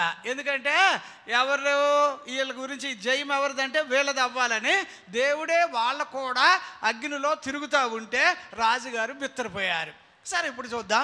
వీళ్ళ ముగ్గురు మీద సాడీలు చెప్పిన వాళ్ళు ఎవరెవరు అని చెప్పి పిలిపించారు. అంతేనమ్మా? 23, 24 వచనాలు చదివితే వాళ్ళని పిలిపించారు. అరే, మిమ్మల్ని అందరినీ మేము అగ్నిగుండంలో వేస్తాం, చూద్దాం. మరి అరంటే వేసారా లేదా? ఏమయ్యారు? మొత్తానికి వీళ్ళందరూ కూడా నాశనం అయిపోయారట. దేవునికి స్తోత్రం. హల్లెలూయా. మీరు గమనించండి, ఇట్లా చిన్న చిన్న పాయింట్స్ ఏమి లేదు. దేవుని పట్ల వైరాగ్యంగా ఉండండి, జయము నీకు ఇవ్వబడునుగాక. మీరు ఇలాగే దానియేలు గారి మీద కూడా అమ్మ, అతడు జయం పొందడానికి అతనికి ఇలా జరుగుతుందని కూడా తెలిసిపోయింది. ఏది? రాజుగారికి ఒక నెల రోజులు రాజుగారిని ఏం చేయాలి? ఈయన ఆరాధన చేయాలి. అసలు ఆరాధన చేయాలంటే అసలు దేవుడికి ఆరాధన అని చెప్పి రాజుగారికి ఆరాధన అంటారేటయ్యా అంటే అంతే. ఈ నెల రోజులు ఆయన రాజుగారు దేవుడిలాగా ఉంటాడు అంటే ఏమో నా దృష్టిలో దేవుడు అంటే అలా కాదు అని అంటే అలా కాదంటే కాదు. ఇప్పుడు తీసుకెళ్ళి జైల్లో వేస్తారా? అక్కడ సింహాల బోన్లో వేస్తారు మరి అని అంటే సింహాల బోన్ అని రెడీగా ఉన్నా భయపడలేదు. ఏమండి? అదేంటి? బైబిల్ వాక్యాల్లో 6వ అధ్యాయం చూడండి అమ్మా, 6వ అధ్యాయం అందులో ఒక చిన్న పాయింట్ 28వ వచనం చదువుతారా? ఏమని రాశారు అక్కడ? దానియేలుని సింహాల బోనులో దర్యావేషు ప్రభుత్వ కాలమందును పారసీకుడగు కోరేషు ప్రభుత్వ కాలమందును వర్ధిల్లెను. అంటే అప్పుడు వర్ధిల్లడం అంటే అర్థం ఏంటి? ఎవరెవరి కాలంలో ఈయన పైకి వచ్చేసాడంటే అక్కడ మీరు బైబిల్లో ఇతని గురించి చదివితే 6వ అధ్యాయం 22వ వచనం, 23వ వచనం, 24వ వచనం ఇవి మీరు చదివితే గనక 6వ అధ్యాయం 10వ వచనం ఇవన్నీ చదివితే అతను ప్రార్థనాపరుడు, రోజుకు 3 సార్లు ప్రార్థన చేసేవాడు. తర్వాత ఆయన చాలా భక్తి గలవాడుగా ఉండేవాడు. అది మాత్రమే కాదు, అతని ప్రవర్తన విషయంలో ఎక్కడ నిర్లక్ష్యంగా ఉండేవాడు కాదట. దేవునికి స్తోత్రం. అప్పుడు జయం ఎవరికి వచ్చిందంటారు? దానియేలుకి వచ్చిందా? దానియేలు గారి మీద ఏడుసిన వాళ్ళ మీద వచ్చిందా? ఎవరికి వచ్చింది చెప్పండి అమ్మా. అప్పుడు దానియేలు మీద అంత అలాగే ఏడిశారు కదా వాళ్ళందరూ. మామూలు శాసనం కాదు, ఇగో ఆ శాసనం తయారు చేసి దాని మీద రాజుగారు ముద్ర వేసేసి మళ్ళీ అలాగో ఇలాగో మార్చేస్తారని చెప్పి మార్చకుండాలాగానే దానికి ఎంత పకడ్బందీ చేయాలో చేసేసారు. ఇప్పుడు చూసారా, దేవుని పిల్లలు కీడు చేయడానికి చట్టాలు ఎన్ని కొత్త కొత్తవి వస్తాయో ఎన్నన్నా తీసుకురారా, తెచ్చిన వాటి మీద దేవుడు విరుచుకు పడునుగాక. దేవునికి స్తోత్రం. అట్టాటి దేవుడు. అప్పుడు దానియేలుని తీసుకెళ్ళిపోయారు. వేసేస్తున్నారయ్యా సింహాల బోన్లో మరి అంటే ఓకే ఓకే అన్నాడు. అందులోకి వెళ్ళాడు. అందులోకి వెళితే సింహాలన్నీ నేను అనుకుంటున్నాను అవి తిందామని దగ్గరికి పరిగెట్టుకుని వస్తే దానియేలు కనబట్టలేదు. ఇలాగెలా చూస్తున్నాయి. ఎందుకంటే దానియేలు అగ్గిలాగా మెరిసిపోతున్నాడు, స్టీల్ కలర్లో మెరిసిపోతున్నాడు. అసలు దానియేలు మనిషిలా వాసన రావట్లేదని రాశాడు తెలుగులో. ఆ వాసన రావట్లేదు. ఈ ఏడ్రా మనిషి అని అటు తిరిగి 1-2 సింహాలు కాదు 300-400 సింహాలు. దానియేలు లేసైతే చెయ్యి ఒకడు కాలు ఒకడు ఎత్తుకుపోతాయి. కాకపోతే దానియేలు ఏమండి అతడు ఎంత ప్రత్యేకంగా బ్రతికాడు అంటే జయం ఎవరికి వచ్చిందంటే తెల్లారైందో లేదో రాజుగారు అర్థం కాక మంచి మనిషిని అన్యాయంగా కోల్పోయాం అలాగెలాగని చెప్పి ఆ రోజు రాత్రి అన్నం తినలేదట, ఆ రోజు రాత్రి ఆయన నిద్రపోలేదట, ఆ రోజు రాత్రి అక్కడ పాటలు లేవట, ఆ రోజు రాత్రి ఇక చెప్పాలా ఏమి రాజుగారికి సంబంధమైన లెవులేవి లేకుండా తెల్లారైందో లేదో అందరికన్నా ముందు జీవము కలిగిన దేవుని సేవకుడు అయిన దానియేలు బాగున్నావా అని అనగానే అయ్యా నేను బాగానే ఉన్నానయ్యా అన్నాడట. దేవునికి స్తోత్రం. హల్లెలూయా. జయం ఎవరిది అండి? మీకు ఒక మాట చెప్పనా, మీకు జయం రావడానికి 1వ అధ్యాయం 8వ వచనంలో అందులోనే ఉంటుంది దానియేలు గ్రంథంలో. తన్ను తాను ఎప్పటికప్పుడు జాగ్రత్తగా కాపాడుకునేవాడట. దేవునికి స్తోత్రం. హల్లెలూయా హల్లెలూయా. ఏమండి చివరికి రాజుగారికి దానియేలు బయటికి తీసుకొచ్చారు. తీసుకొచ్చిన తర్వాత రాజుగారికి అర్థం కావట్లే, ఏటబ్బా అసలు మనుషుల్ని మనిషిని వేసిన తర్వాత తినకపోవడం ఏంటని చెప్పి వాళ్ళు అటు చూసి ఇటు చూసి అవును దానియేలు గారి మీద ఎవరెవరు సాడీలు చెప్పారో అందరు రండిరా అన్నాడు. అందరూ వచ్చారు. వచ్చిన తర్వాత మిమ్మల్ని అందరూ ఒకసారి వేసి చూస్తాను అందులో అన్నాడట. ఎందులో? సింహాల బోన్లో. ఎందులో చెప్పండి అమ్మా. వేస్తే ఇప్పుడు వాళ్ళకి అందరికి ఎలా ఉంటుంది, పోతే పోయాం మేము పోతే బాగానే ఉంటుందంటే కాదు, వాళ్ళందరినీ లాక్కొచ్చేసారు. అక్కడ మొత్తం టీముల కింద వచ్చేసినాయి. రైట్ ఒకటో ఏం పేరు బాబు నీ పేరు అన్నాడు. ముందు నువ్వు వెళ్ళు చూద్దాం అని వాళ్ళు టీంతో పంపించాడు. అంతే వేయుడు తినేసినాయట. మళ్ళీ రెండో వాళ్ళు తినేసినాయట. అయ్యి బాబా ఎంతమందినైనా ఏతంటే తినేస్తున్నాయి. అంటే నేను అంటాను జయం ఎవరిది? జయం ఎవరిది? విజయం ఎవరిది? ఏమంటే శత్రువులు ఎదుట ఆయన నీకు భోజనం సిద్ధపాటు చెయ్యునుగాక. నిజంగా నేను అంటాను శత్రువులు ఎదుట నీ గిన్నె నిండి పొరలాలి. దేవునికి స్తోత్రం. చూసారా దానియేలు గారు నెగ్గారు, షడ్రకు మేషకు అబేద్నెగో నెగ్గారు. ఇదంతా ఒక పక్కన అలాగ ఉంచండి అబ్బా. ఇప్పుడు ఈరోజు వాక్యంలో ఏంటంటే ఇందులో చాలా ఇంపార్టెంట్గా మీరు 112వ కీర్తన 6వ వచనం 7వ వచనం ఒకసారి చదివితే యుద్ధ దినమున గుర్రములను ఆయత్తపరచుట కద్దు గాని రక్షణ ఏది జయము ఎవరది? యెహోవా ఇవ్వాలి. చదవండి అమ్మా 112 కదిలింపబడరు. నీతిమంతులు నిత్యము జ్ఞాపకం. ఎలాగమ్మా నీతిమంతులు నిత్యము జ్ఞాపకములో చెప్పాలమ్మా. నీతిమంతులు నిత్యము ఉంటారు. వాని హృదయము యెహోవాను ఆశ్రయించును స్థిరముగా ఉండును. వాడు దుర్వార్తకు జడియడు. ఏ వార్తకమ్మా? దుర్వార్తకు. చెప్పండి దుర్వార్త అంటే ఏది? ఈరోజు మిమ్మల్ని ఇందులో వేసేస్తున్నాం అని అనగానే అసలు భయపడుతూ ఉంటాం. అంటే నీతిమంతులుగా ఉండడం అలవాటు కావాలి. జయము రావడానికి నీతిమంతులుగా ఉండడం అలవాటు కావాలి. దేవుని మనిషిగా ఉండడం అలవాటు కావాలి. అలాగ మీరు ట్రై చేయండి. అమ్మ ఇంకో మాట ఇలాగ అన్నానని ఏమనుకోకండి అమ్మా. సేవకుడిగా ఒక మాట అంటున్నాను. ఒకవేళ నా బిడ్డే తప్పు చేస్తే నేను ఏం చేస్తాను? నా బిడ్డని 10 మందిలో బెదిరించేసేసి ఏమండి 10 మందిలో 2 దెబ్బలు ఏదో కొట్టినట్టు కొట్టి లోపల తీసుకెళ్ళి ఎందుకురా అలా చేసావని అంటానా అన్న? అంతే దేవుడు కూడా సారీ అనుకుంటారో మీకు అర్థమవుతుందో అర్థం కాదో.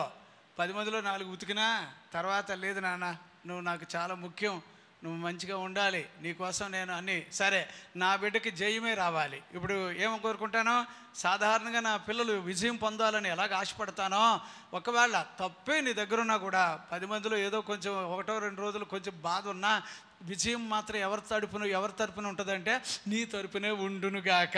దేవునికి స్తోత్రం. హల్లెలూయా, హల్లెలూయా. బైబిల్లో మనం ఇలాంటివి చదివినప్పుడు నా భయము శత్రువులకి ఎదుట ఉండబడాలి. దేవునికి స్తోత్రం. దేవుడిని నమ్మండి, దేవుడు గొప్ప విజయమునిచ్చునుగాక. ఏమంటే వాక్యం అయిపోలే, ఇప్పుడు వాక్యానికి వెళదాం. ఎందుకు అనంటే దేవుని దగ్గర జయం పొందడానికి దేవునితోటి మనం బ్రతుకుతున్నాం కాబట్టి నువ్వు ఇంకెప్పుడు కూడా తల దించుకునే స్థాయి దేవుడికి ఇవ్వడు. నువ్వు తలెత్తుకునేటట్టు ఉండాలి. ఏమేమైతే లాస్ అయ్యావో అవన్నీ లిస్ట్ రాయండి, ప్రభు దగ్గర రాయండి. ప్రభు ఇవి లాస్ అయ్యాను, ఇవి కష్టమైనాయి, ఈ పరిస్థితులు ఇవి పోయినాయి, ఈ పరిస్థితులు ఇలాగ అయిపోయినాయి. ఇప్పుడు నేను అంటున్నా, ఈ వాక్యం దగ్గర పెట్టుకొని ఏ దుర్వార్తకు భయపడం మనం. ఎందుకంటే మన తరపున మేలు చేసేవాడు మన పక్కన ఉన్నాడు. దేవునికి స్తోత్రం. ఇప్పుడు వడ్డించేవాడు నీవాడైతే కనుక ఏమండి ఎన్నిసార్లు వెళ్ళినా మనకేమవుతుంది? ఏది తక్కువ ఎత్తారా? వడ్డించేవాడు మనోడైతే పుష్కలంగా పెట్టేస్తారు కదా. అలాగే దేవుడు నీకు మేలు చేయునుగాక. దేవునికి స్తోత్రం. హల్లెలూయా. అమ్మ ఇప్పుడు వరకు ఇంట్రడక్షన్ పాయింట్స్ అయినాయి.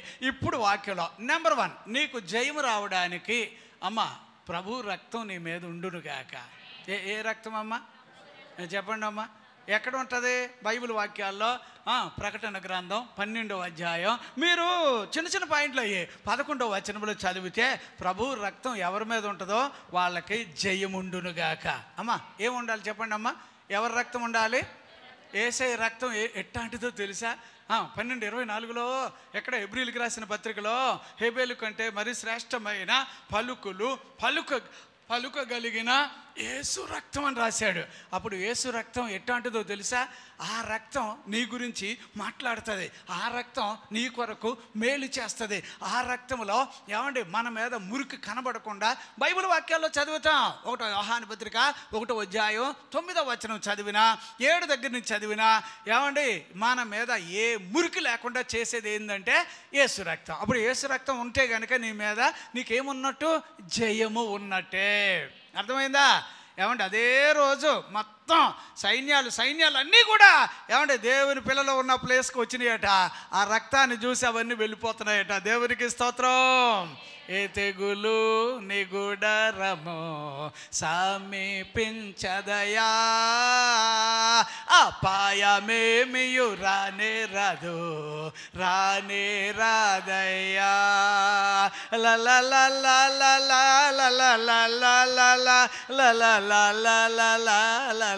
హల్లెలూయా.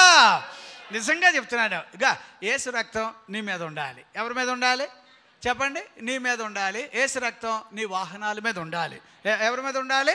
వాహనాలు. యేసు రక్తం నీ భార్య గారి మీద ఉండాలి. ఎవరి మీద ఉండాలి? భార్య గారి మీద ఉండాలి. యేసు రక్తం మీ పిల్లల మీద ఉండాలి. ఎవరి మీద ఉండాలి? నిజం చెప్తున్నాను. ఆ రక్తము చేత మనం దాచబడాలి. దేవునికి స్తోత్రం. వాహనాల మీద, పొలాల మీద, స్థలాల మీద, మనకున్న కష్టార్జిత మీద ప్రభు రక్తం ఉండునుగాక. ఆ రక్తమును బట్టి మనకు జయం, అత్యధికమైన జయం, అత్యధికమైన విజయము దేవుడు మనకి ఇచ్చునుగాక. 15వ అధ్యాయం 57వ వచనం చదువుతారమ్మా? 1వ కొరింథీయులకు రాసిన పత్రిక 15వ అధ్యాయం 57వ వచనంలో చాలా వివరణగా చెప్పే మాట ఏం రాశాడు అక్కడ? Praise the lord.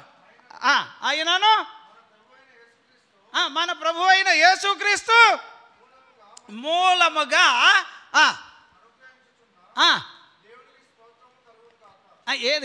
ఏది అనుగ్రహించుచున్నా? జయము. చెప్పండి. ఎవరి ద్వారా జయం చెప్పాలి? మన ప్రభు అయిన యేసుక్రీస్తు ద్వారా మనకు ఎట్లాగా జయమును ఇచ్చు దేవునికి. అమ్మా దేవుడు మన తరపున ఉండడం వలన నేను ఆలోచన చేస్తాను. ఏమంటే గొల్యాతు మీద అందరూ కూడా భయపడేవారు. 40 రోజులు వాడు ఓ అని అరిసేవాడు. ఎవడ్రాడు రోజు ఇలా గరుతున్నాడు అని చెప్పి ఓ రోజు దావీదు అన్నాడు, ఏడ్రా వీళ్ళంతా ఇలా గరుతున్నాడంటే, బాబు నీకు తెలియదు, ఉదయం చూడు, అప్పుడు ఆడు ఎలా గరుతాడంటే ఉదయం చూశాడు, సాయంత్రం చూశాడు. సరే వీడి సంగతి ఏంటి తేల్చాలని చెప్పి ఏం చేశాడో తెలుసా? ఆడిని చంపేస్తే మీరు నాకేమైనా ఇస్తారా అని అడిగాడు. అయ్యో ఏమిస్తామంటారంటే, రాజుగారు వాళ్ళ అమ్మాయి నుంచి పెళ్లి చేస్తారంట అడిగానే. ఆ పిల్ల కోసం యుద్ధం చేయలే. ఆయన ఏం చేశాడంటే, అసలు వీడు ఎవడరా అని చూసి చూశాడట. ఆడో ఫిలిస్తీయుడు. అప్పుడు లెక్కేశాడు, ఆ ఫిలిస్తీయుడు అయితే నాకు పెద్ద లెక్కలేదు, నేను సింహాన్ని చంపాను, ఎలుగుబంటిని చంపాను, ఈ రెండింటిని చంపినప్పుడు దేవుడు నాకు సాయం చేశాడు కాబట్టి ఈయన్ని కూడా చంపేయచ్చు అని అన్నాడట. అనుకుని రాజుగారి దగ్గరికి వెళ్ళి అటు ఇటు చెప్తే, ఊరికావయ్యా నువ్వు వెళ్ళి యుద్ధం చేస్తానంటున్నా, నువ్వు ఎవడురా, నువ్వు ఎంత ఉన్నావురా, నువ్వు బాలుడు. కానీ వాడు బాల్యము నుంచి ఏం చేశాడు, ఆడి మీదకి పోయి నువ్వు యుద్ధానికి వెళ్తాడు. సార్ ఆడి మీదకి నేను యుద్ధం చేస్తాను అయ్యి అంటే మీరు ఆశ్చర్యపోతారు, కానీ నా వయసు ఎంత ఉంటుంది చెప్పండి అని అన్నాడు. అనగానే నాకు అర్థమైంది నువ్వు బాలుడు, అయితే కూడా సింహాన్ని చంపాను, ఆ విషయం మా అమ్మలకు తెలియదు, మీకు చెప్తున్నా అన్నాడు. అయ్యో ఎవడు రీడు సింహాన్ని చంపాడా? సార్ సింహాన్ని మాత్రమే కాదు ఎలుగుబంటిని కూడా నేను చీల్చి పడేశాను అని అనగానే, ఇదిరా ఎలుగుబంటిని సింహాన్ని రెండుటిని, నీ వయసు ఎంత అంటే, అదే నేను బాలుడిని, కానీ బాలుడైనా కూడా దేవుని అభిషేకం మీ మీద ఉంటే జయము నీదే. దేవునికి స్తోత్రం, హల్లెలూయా. అమ్మ కొన్ని సందర్భాల్లో ప్రార్థన చేస్తూ ఉండగానే జయం వచ్చేసినట్టు దేవుడు చూపించేస్తాడు. దేవునికి స్తోత్రం.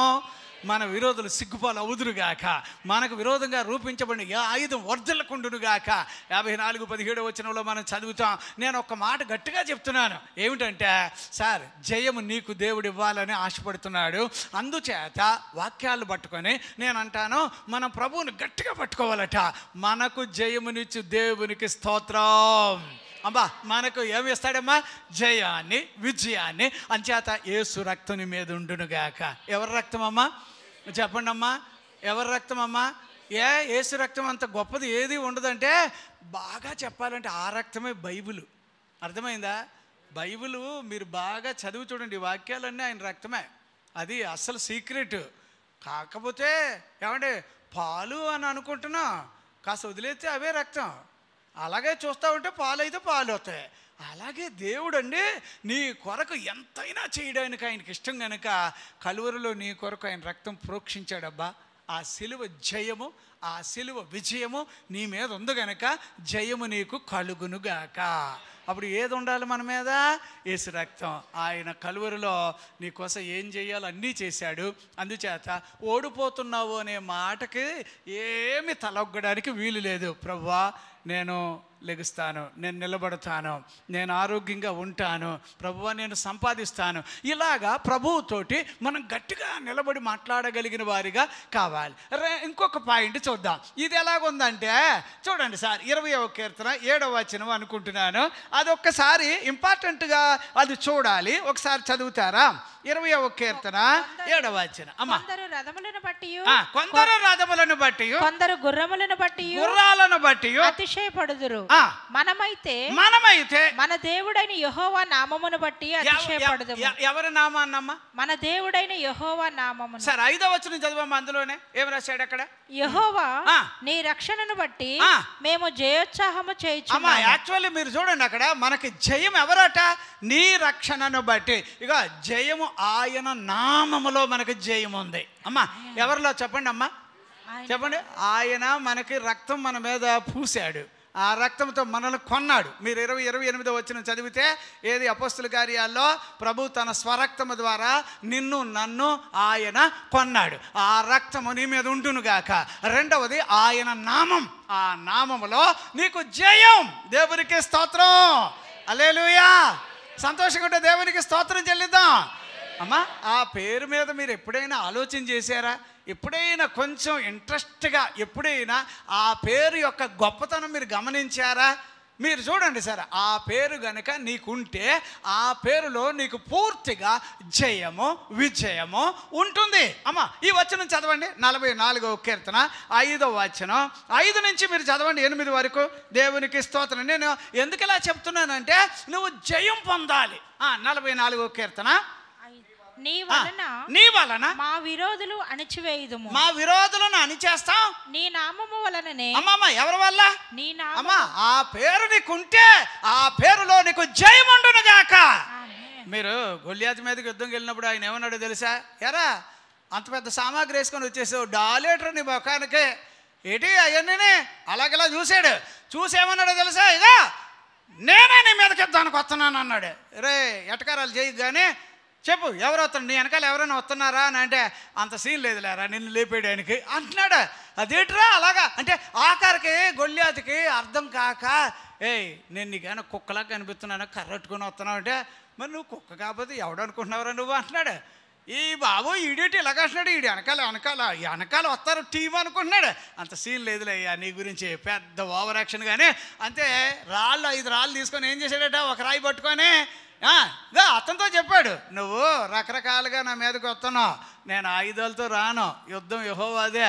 నువ్వు ఏ పేరునైతే దూషిస్తున్నావో ఆ 17, 45, 46 వచనం చదివితే ఆ జీవము కలిగిన ఆయన పేరు మీద నేను నీ మీదకి యుద్ధానికి వస్తున్నాను అన్నాడు. దేవునికి స్తోత్రం.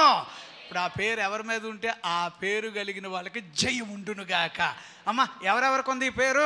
బైబిల్ వాక్యాల్లో 26వ అధ్యాయం ఏది, మత్తయి అపోస్తల కార్యాలు 26వ అధ్యాయం 11వ వచనంలో చదివితే ఇక ఎవరైనా సరే ఆ పేరు కలిగి ఉంటే వారికి క్రైస్తవులని పేరు పెట్టారట. బైబిల్ వాక్యాల్లో 1వ పేతురు 4వ అధ్యాయం 16వ వచనంలో చదివితే ఆ పేరులో దేవునికి నువ్వు మహిమ తీసుకురాగలుగుతావట. దేవునికి స్తోత్రం. హల్లెలూయా. అమ్మా ఇప్పుడు ఆ పేరు ఏంటబ్బా అని అంటే మీకు తెలుసో తెలీదో మీరు బాగా చూడండి. ఎప్పుడైనా కాస్త ప్రశాంతంగా, ఎందుకబ్బా ఆ పేరు ఉంటే నాకు జయం అంటే, ఒకరోజు ఇర్మియా గారికి విసుగు వచ్చేసింది.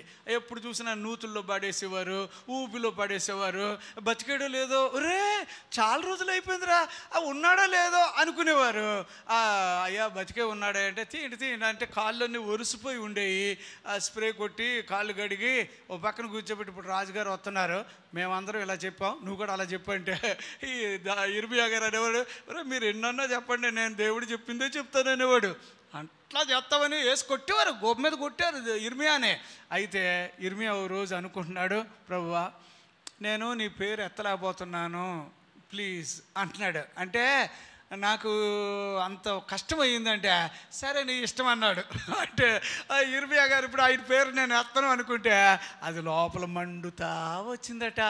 20లో 9వ వచనమా ఇర్మియా గ్రంథం బహుశా అనుకుంటున్నాను, చదివితే నేను ఆ పేరు ఎత్తకూడదు అనుకుంటున్నాను, కానీ ఆ పేరు నా లోపల అగ్గిలాగా మండిపోతుందా అంటున్నాడు. ఉన్నదమ్మా అలాగుందా?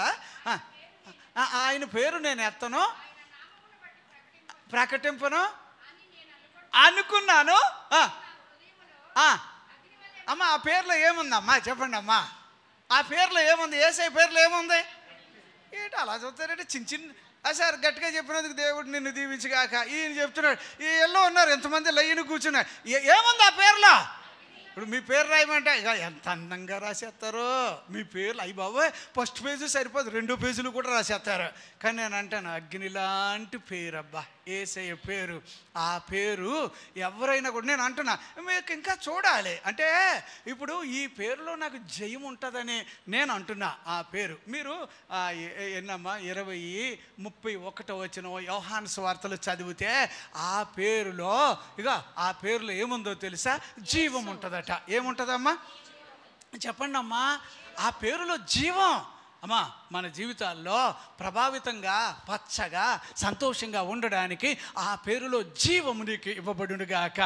నాకు బాగా ఇష్టమైన విషయం ఏంటంటే, ఎన్ని నామములు ఉన్నా అన్ని నామములు ఎక్కడ ఉంటాయి? యేసయ్య పేరు కింద ఉంటాయి.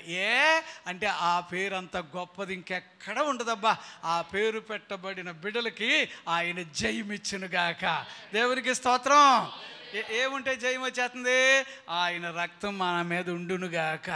అమ్మ నెగిటివ్గా మాట్లాడుకోండి, పాజిటివ్గా ప్రభువా జయమునిచ్చు నీ రక్తం నా ఇంటి మీద ఉండాలి, జయమునిచ్చు నీ రక్తం నా పిల్లల మీద ఉండాలి, జయమునిచ్చు నీ రక్తం నా మీదనో నా స్థలాల మీదనో నాకున్న ఆస్తుల మీదనో నా కష్టార్జితం మీదనో నీ రక్తం జమ్మబడునుగాక. దేవునికి స్తోత్రం. రెండవది జయానికి అదే ఛానల్గా ఏమంటాడంటే ఆయన పేరట. ఇప్పుడు ఆయన పేరు రోషంగా పట్టుకోవాలబ్బా. ఎలాగా? ఆ పేరు దమ్మున్న మనిషిలాగా పట్టుకోవాలబ్బా. ఆ పేరు గురించి సిగ్గుపడడానికి వీలు లేదు. దేవునికి స్తోత్రం. ఆ పేరు విషయంలో మీరు ఎలాగుండాలో తెలుసా? ఆ పేరు పెట్టబడిన బిడ్డలో వాళ్ళకి జయము విజయము ఆ పేరులోనే దేవుడు దయచేయునుగాక. నేను ఇంకో పాయింట్ చెప్తాను. టైం వెళ్ళిపోతుంది కదా, అయిపోయిందండి, ఓవర్గా అయిపోయినట్టు ఉంది కదా. సరే చూసారా నిన్నేమో ముందు ముగించేశారు అన్నారు. నాకు అసలు ముందు ముగించాలనే ఆలోచనే ఉండదు. కానీ ఒక చిన్న పాయింట్ అమ్మ, 2 కొరింథీ అనుకుంటున్నాను, ఇది చూడమ్మా, 2వ అధ్యాయం 14వ వచనం ఒకసారి చదవండి. అదొక ఇంపార్టెంట్ వచనం అమ్మ, అది 2వ అధ్యాయం 14వ వచనం. ఏమని రాశాడు సార్? మా ద్వారా ప్రతి స్థలమునందున జ్ఞానము యొక్క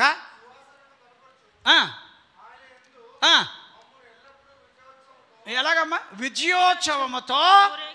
అమ్మా, నువ్వు ఎక్కడికి వెళుతున్నా, ఇప్పుడు చూడండి, ఇంతకుముందు మనం ఒక్కొక్క బతుకు డోకుడేసి గింజ అన్నట్టు, రెక్కడితేనే కానీ డొక్క అన్నట్టు, ఏమో రోజులు వెళ్తున్నాయి అన్నట్టు కాదు. ఇప్పుడు అలా కాదమ్మా, నువ్వు వెళ్ళు ప్రతి చోట దేవుడు నిన్ను విజయోత్సవముగా ఊరేగించునుగాక. దేవునికి స్తోత్రం. అమ్మ, నువ్వు వెళ్ళే ప్రతి చోట ఏముండాలి? ఇప్పుడు జయం ఉండునుగాక. ఏముండాలి చెప్పండి, అందరూ చెప్పండి అబ్బా. ఏది జయం ఎవరివ్వాలి?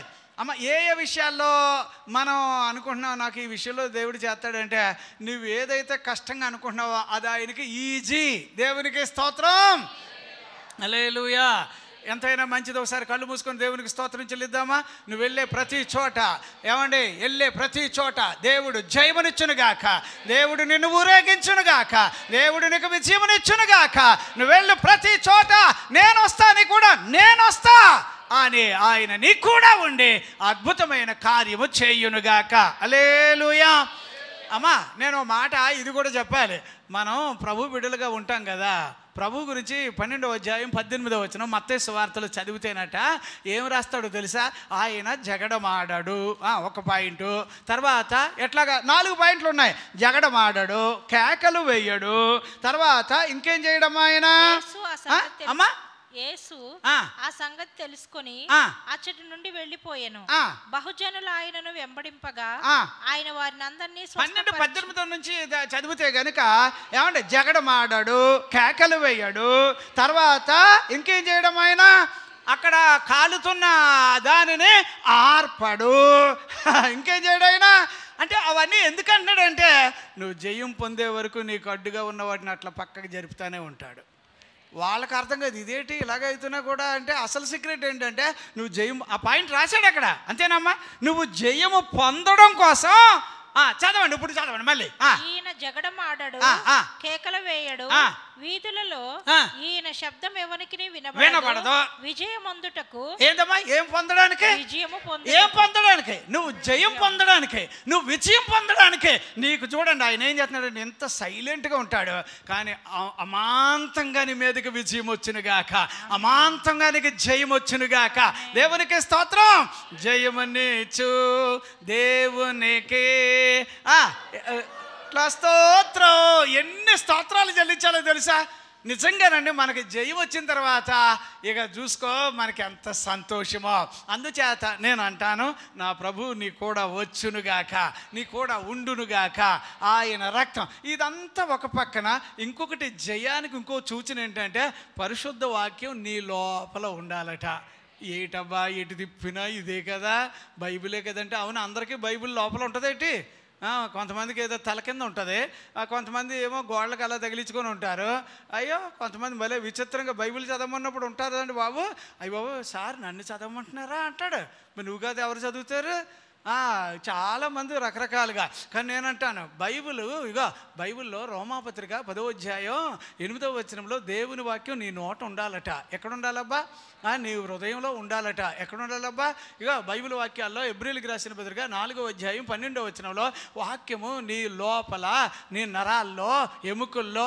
నేను అంటున్నా, వాక్యం మనలోకి వచ్చే కొద్దీ చీకటి వెళ్ళిపోద్దట. 119, 130 వచనంలో దేవుని వాక్యం వెల్లడవగా చీకటి పోవాలి, వెలుగు రావాలి, ఆశీర్వాదం రావాలి, ఏమంటే శాపం పోవాలి. దేవునికి స్తోత్రం. హల్లెలూయా. ఏమండి, ఇప్పుడు వాక్యాలు ఇంతవరకు చెప్పుకున్నాం కదా, అమ్మయ్య అని అంటున్నారా? చాలా. మీకు ఒక విషయం చెప్పనా? మన జీవితంలో జయము అనే దానికి అస్సలు అడ్డవడంటే సైతానుగాడు. ఈ సైతానుగాడు ఎన్ని రకాలుగా అడ్డంటే, కొలసీలకు రాసిన పత్రిక వచ్చి నువ్వు చదువుతావు అబ్బా. ఇది ఒక్కసారి చదివేశాక అప్పుడు ఏమండి జయానికి వాడు మనకి ఎంత అడ్డున్నాడో అంతగా దేవుడు మన విషయంలో ఎలా పనిచేస్తాడో చూద్దాం. 2వ అధ్యాయం నా బైబిల్లోనేమో 13వ వచనం నుంచి ఉంటుంది. మీ దగ్గర బహుశా 14-15 అనుకున్నాను. చూడండి అమ్మా. మరియు అపరాధముల వలన శరీరమందు సున్నతి పొందక ఉండవలనను మీరు మృతులై ఉండగా దేవుడు వ్రాతపూర్వకమైన ఆజ్ఞ వలన మన మీద రుణంగాను మనకు విరోధముగాను ఉండిన పత్రమును అన్ని పత్రాలన్నీ మేకులతో సిలువకు కొట్టేసి దాని మీద చేవ్రాతను తుడిచివేసి మనకు అడ్డము లేకుండా దానిని ఎత్తివేసి మన అపరాధములన్నిటినీ క్షమించేసి ఆయనతో కూడా మిమ్మల్ని జీవింపజేసిన. ఇప్పుడు జయం అంటే చెప్తున్నాను, ఇన్ని ఆటంకాల మధ్యలో నుంచి నిన్ను బయటికి తెచ్చేసాడు ఆయన. దేవునికి స్తోత్రం, హల్లెలూయా. ఇప్పుడు మనకు విరోధంగా ఉన్నవాడు ఎన్నెన్ని కంప్లైంట్లు, ఇంకేమున్నాయిరా తీసుకురా, ఇంకేమున్నాయి, వీడి మీద ఏం రాసా తీసుకురా అని అంటే ఆడు కట్టలు తెచ్చి ఇచ్చేస్తున్నాడు సైతాన్ గాడు. తెచ్చిన తర్వాత అన్ని సిలువుకి వేసేసాడు అన్నింటినీ. దేవునికి స్తోత్రం, హల్లెలూయా. సంతోషంగా లేరా? ఎందుకంటే ఇప్పుడు మా ఊరోడు ఉన్నాడు, లేకపోతే ఎన్నన్నా చెప్తాను అనేది ఉంటాం కదా. ఏమో నా గురించి ఏ మంచి సమాచారం లేదు, కానీ ఆయన సిలువ రక్తం వలన నా అన్నీ కూడా ఆయన సిలువ వేసేసాడు, అన్నిటిని తుడిచేసాడు, అన్నిటిని కడిగి పడేశాడు. ఏటబ్బా అంటే అంతే మరి, అంతే. దేవునికి స్తోత్రం. నువ్వు జయంగా ఉండాలి. ఎబ్రీయులకు రాసిన పత్రిక ఇంకొక వచనం, ఇది ఒక్కటి చూడండి అమ్మా. ఎబ్రీయులకు రాసిన పత్రిక 2వ అధ్యాయం 14-15 వచనం ఒకసారి చదువుతారా? ఆ పిల్లలను రక్త మాంసములు గలవారైనందున ఆ ప్రకారమే మరణము యొక్క బలము గలవానిని అనగా అపవాదిని మరణము ద్వారా నశింపజేయడానికి జీవిత కాలమంతయు మరణ భయము చేత దాస్యమునకు లోబడిన వారిని విడిపించడానికి ఆయన కూడా రక్త మాంసములలో పాలివాడాయను. దేవునికి స్తోత్రం, హల్లెలూయా. ఇప్పుడు చూసారా, ఇప్పుడు మనం అందరం కూడా ఎలా ఉండాలని, విజయం సాధించాలని. ఈ రోజు ఇప్పుడు విన్న వాక్యాన్ని బట్టి ఎంతమంది నేను ఓడిపోను, నేను జయమే పొందుతాను అనే వాళ్ళు ఎంతమంది ఉన్నారు? సింపుల్గా ఒక చేయి ఎత్తితే 2 చేతులు లాగా, ప్రభువా నేను జయం పొందుతా నీ పేరు మీద, నాకు విజయం ఉంది నీ పేరు మీద. ఇవి మీరు ఆలోచన చేయండి. ఇప్పుడు 3వ అధ్యాయం 8వ వచనమా 1వ యోహాను పత్రికలో అపవాది క్రియలను లయపరచడానికి ఎవరు వచ్చారు అంటే, వాడు గనుక ఉన్నాడు అనుకో మన దరిదాపులో జయం రాదు. ఇప్పుడు వాడిని మొత్తం తొక్కిపడేసేది ఎవరంటే నువ్వు నేను చేయలేం. అమ్మా బైబిల్లో ఎలాగుంటుందంటే, సైతాన్ని అంటే మెచ్చుకోవడం కాదు, కాకపోతే వాడు కూడా యేసు ప్రభు వారిని శోధించి కొద్ది కాలం వదిలిపెట్టి వెళ్ళిపోయాడని రాస్తుంది. అంటే మళ్ళీ వాడు ఎప్పుడో వస్తాడనమాట. కానీ ఎప్పుడు వచ్చినా నీ విషయంలో నా విషయంలో నా యేసయ్య ఉండునుగాక, ఆయన ఉంటే నేను జయం పొందుతా. ఎందుకంటే ఇగో ఇప్పుడు చూడండి, యోబుని తొక్కేయాలని చెప్పి రోజు అక్కడే తిరుగుతున్నాడు. ఎందుకురా ఎక్కడ తిరుగుతున్నావు అంటే కారణం చెప్పయ్యా ఎందుకు ఎక్కడ తిరుగుతున్నావు అంటే ఎట్టకాకలకి అదే మరి యోబు అంటే, యోబు మీద ఎడుతాకే వచ్చావా నువ్వు అంటే, యోబుకి నువ్వు అన్నీ చేస్తున్నావు, అతని చుట్టూ కంచేసావు, అది చేసావు అంటే. ఏమండి యోబు గారు అలా విజయం పొందడానికి ఒకే ఒక రీజన్ ఏంటో తెలుసా? ఆయన జీవితంలో ప్రార్థన మానలే, ఆయన జీవితంలో దేవుడికి ఇచ్చే విషయంలో వెనకంజ వేయలే. దేవునికి ఎంత సిన్సియారిటీగా ఉన్నాడో దేవుడు అతను అనేక రెట్లుగా దేవుడు అతనిని ఆశీర్వదించను. అమ్మా ఈ వాక్యంతో దేవుడు మనల్ని దీవించునుగాక. నేను ఒక రిక్వెస్ట్ కోరుతున్నాను, ప్రభువా నాకు ఎలాగైనా ఈ వాక్యమును బట్టి యుద్ధ దినమున గుర్రములను ఆయుధపరచుట కాదు, కానీ విజయము యెహోవా వలన కలుగును. జయం ఆయన ఇచ్చునుగాక, ఖచ్చితంగా ఇచ్చునుగాక. ఇక ఈ జయం విషయంలో నేను ఒకటి అంటున్నాను, విజయం అనేది ఆయన ఇవ్వాలి కనుక నేను ఇంకా ఎన్ని రకాలుగా ప్రయత్నాలు చేసినా రావండి. మీరు బైబిల్లో బాగా చదివి చూడండి, చాలామంది వాళ్ళు వ్యక్తిగతంగా రకరకాలుగా కష్టాలు పడ్డా రావండి. కానీ జయం ఎవరు ఇవ్వాలంటే దేవుడు ఇవ్వాలి. ఎవరు ఇవ్వాలమ్మా? అంచేత నీ విజయానికి ఆయన కారకుడై ఉండునుగాక, నీ ఆరోగ్యానికి కారకుడై ఆయన ఉండునుగాక, నీ అభివృద్ధికి ఆయన కారకుడై ఉండునుగాక. మహిమ ఘనత ప్రభావాలు ఇప్పుడు ఎల్లప్పుడు తనకు మాత్రమే చెందాలని నేను ఈ వాక్యాన్ని ముగిస్తూ ప్రభు మనల్ని అనేక రీతులుగా ఆశీర్వదించునుగాక. ఏమండి ప్రార్థన చేసుకుందాం. బైబిల్ వాక్యాల్లో ఇట్లాగా మనం చదివితే తను ఆశ్రయించే కొద్దీ ఆయన తన బిడ్డలకి జయమునిస్తాడని వాక్యాల్లో చదువుతున్నాం. విశ్వాసం కలిగి ఉంటే దేవుడు మనకు విజయాన్ని ఇస్తాడని మనం ఎదురు చూస్తున్నాం. కాబట్టి ప్రభు సమస్తమైన రీతిలో ఆయన మనకి జయమును విజయమును, ఏమండి ఏది కోల్పోయామో ప్రభు మళ్ళీ వాటిని ఇచ్చునుగాక, కోల్పోయిన దాని అంతటిని దేవుడినికి ఇచ్చునుగాక. ఆమేన్. మహిమ ఘనత ప్రభావం తనకు మాత్రమే చెందునుగాక. Praise lord. హల్లెలూయా. చిన్న ప్రార్థన చేద్దాం, మోకరించండి ప్రభు సన్నిధిలో. ఈ 2వ